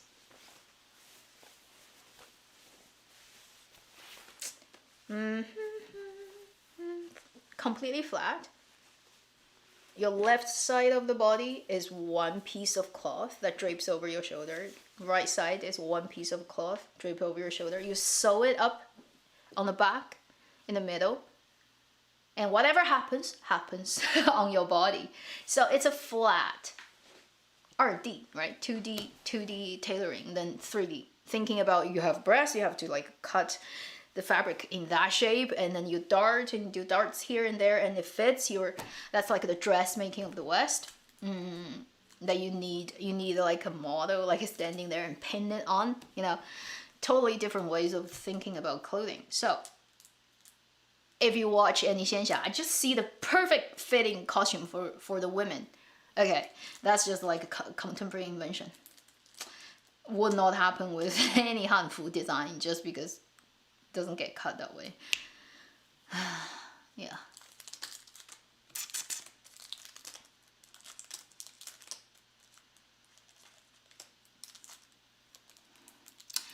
And a little fantasy dramas just take the idea of what we believe to be ancient costume, like long sleeve, long skirt, long like covering, right? And then the crossing collar idea. And then they go free with what they do. Oh, I forgot to mention one thing. During Song Dynasty, although most of the female costumes are like what I'm wearing, which is symmetrical, if it's very big, they make this very big so that they can cross it, and they wear it in the form called 对穿胶. Which, do I have a big one here? Anyway, what I mean is they will wear it like that because it has split here, so you can allow the fabric to come around. If you make it really big, you have the allowance to wear. So they will cross it, and they have a skirt tied up to here, so it looks like it's a crossing collar, but actually it's not. It's just a different way of wearing your clothes, and it's a Song Dynasty thing. So, unlike Ming Dynasty, where they would literally sew an extra piece to come around your body fully, this is just making it big and cross it. Yeah, so that's a Song thing too. And you'll see that in Dream of Splendor. I cannot say for everyone. Like certain costumes did that, but certain was made not really in that shape. Yeah, the complicated question about once you go into the details, things start to become interesting. I think the lady who was in the picture I picked for Song Dynasty, let me just see that.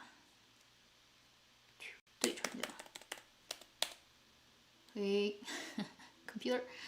If you look at the first lady, you know, look at this image on the left. She had it covered by a scarf, so you can't quite see it, but that's pretty much a 对穿胶.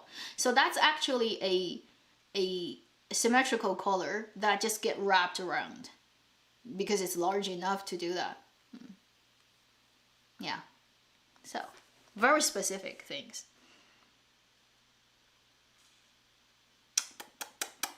Okay, let me just read through a few chat history thing, and if no more, I will call it a day.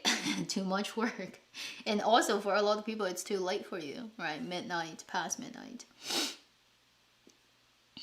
Oh, Fan Bingbing. Her Tang Dynasty drama and the costumes are absolutely horrendous to look at. Like, I don't even know what it comes from. It comes from like alien planet.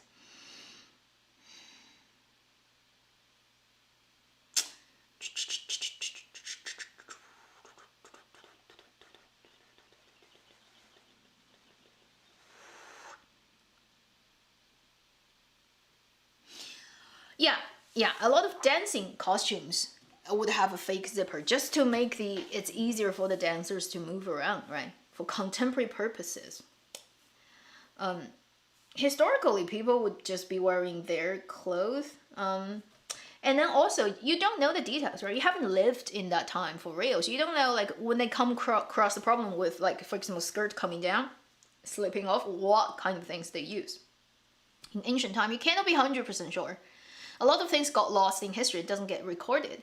So for people who actually live at the time, they probably have a ways to come around those problems, but now we don't know.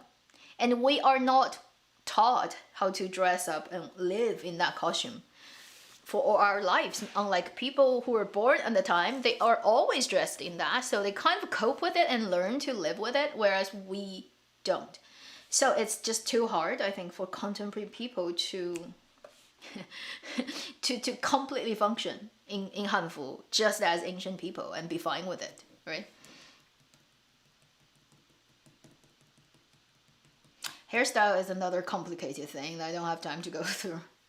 Today I just have my hair up so that I can show you easily the costumes, but this is not anything specific. I just have it up, that's all. Okay, so I hope in replay this is not too much of a pain, but if it is what it is. It just means it's not the time, or what can I do? And I'm not gonna do this kind of live stream again anytime soon, too much work. You should see like how much ironing I did before this video.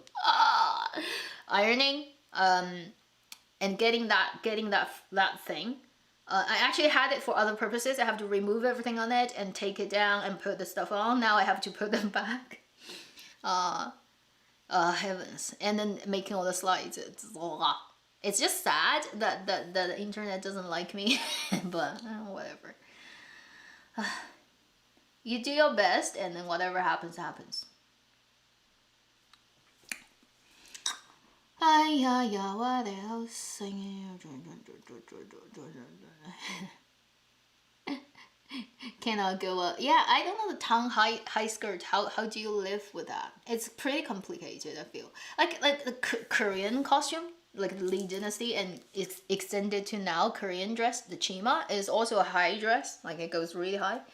I know they do have like inside they have something to tie it up so that it doesn't slip off, and then they have the jacket on the outside, so that solves the problem. But still, it's on here. So when you breathe, it probably wouldn't be so comfy unless you have a rubber band version that allows you to breathe. Yeah. After this, I have to tidy up my living room. I have to put everything back, tie them up, put them back on the hanger. Oh my god. Oh. Looking forward to that.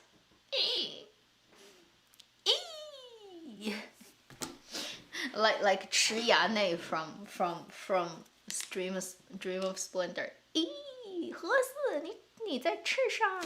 I cannot do the Henan accent, so I don't know. Yeah, well, I hope I really wish the internet was better. It's sad, but maybe in the future we can do like a couple of months later or a year later we can do this again. I don't know. When the internet is better, upload speed. But then the other thing is I don't have that much money to buy that many different things. Like this is already a lot. Like I collected this from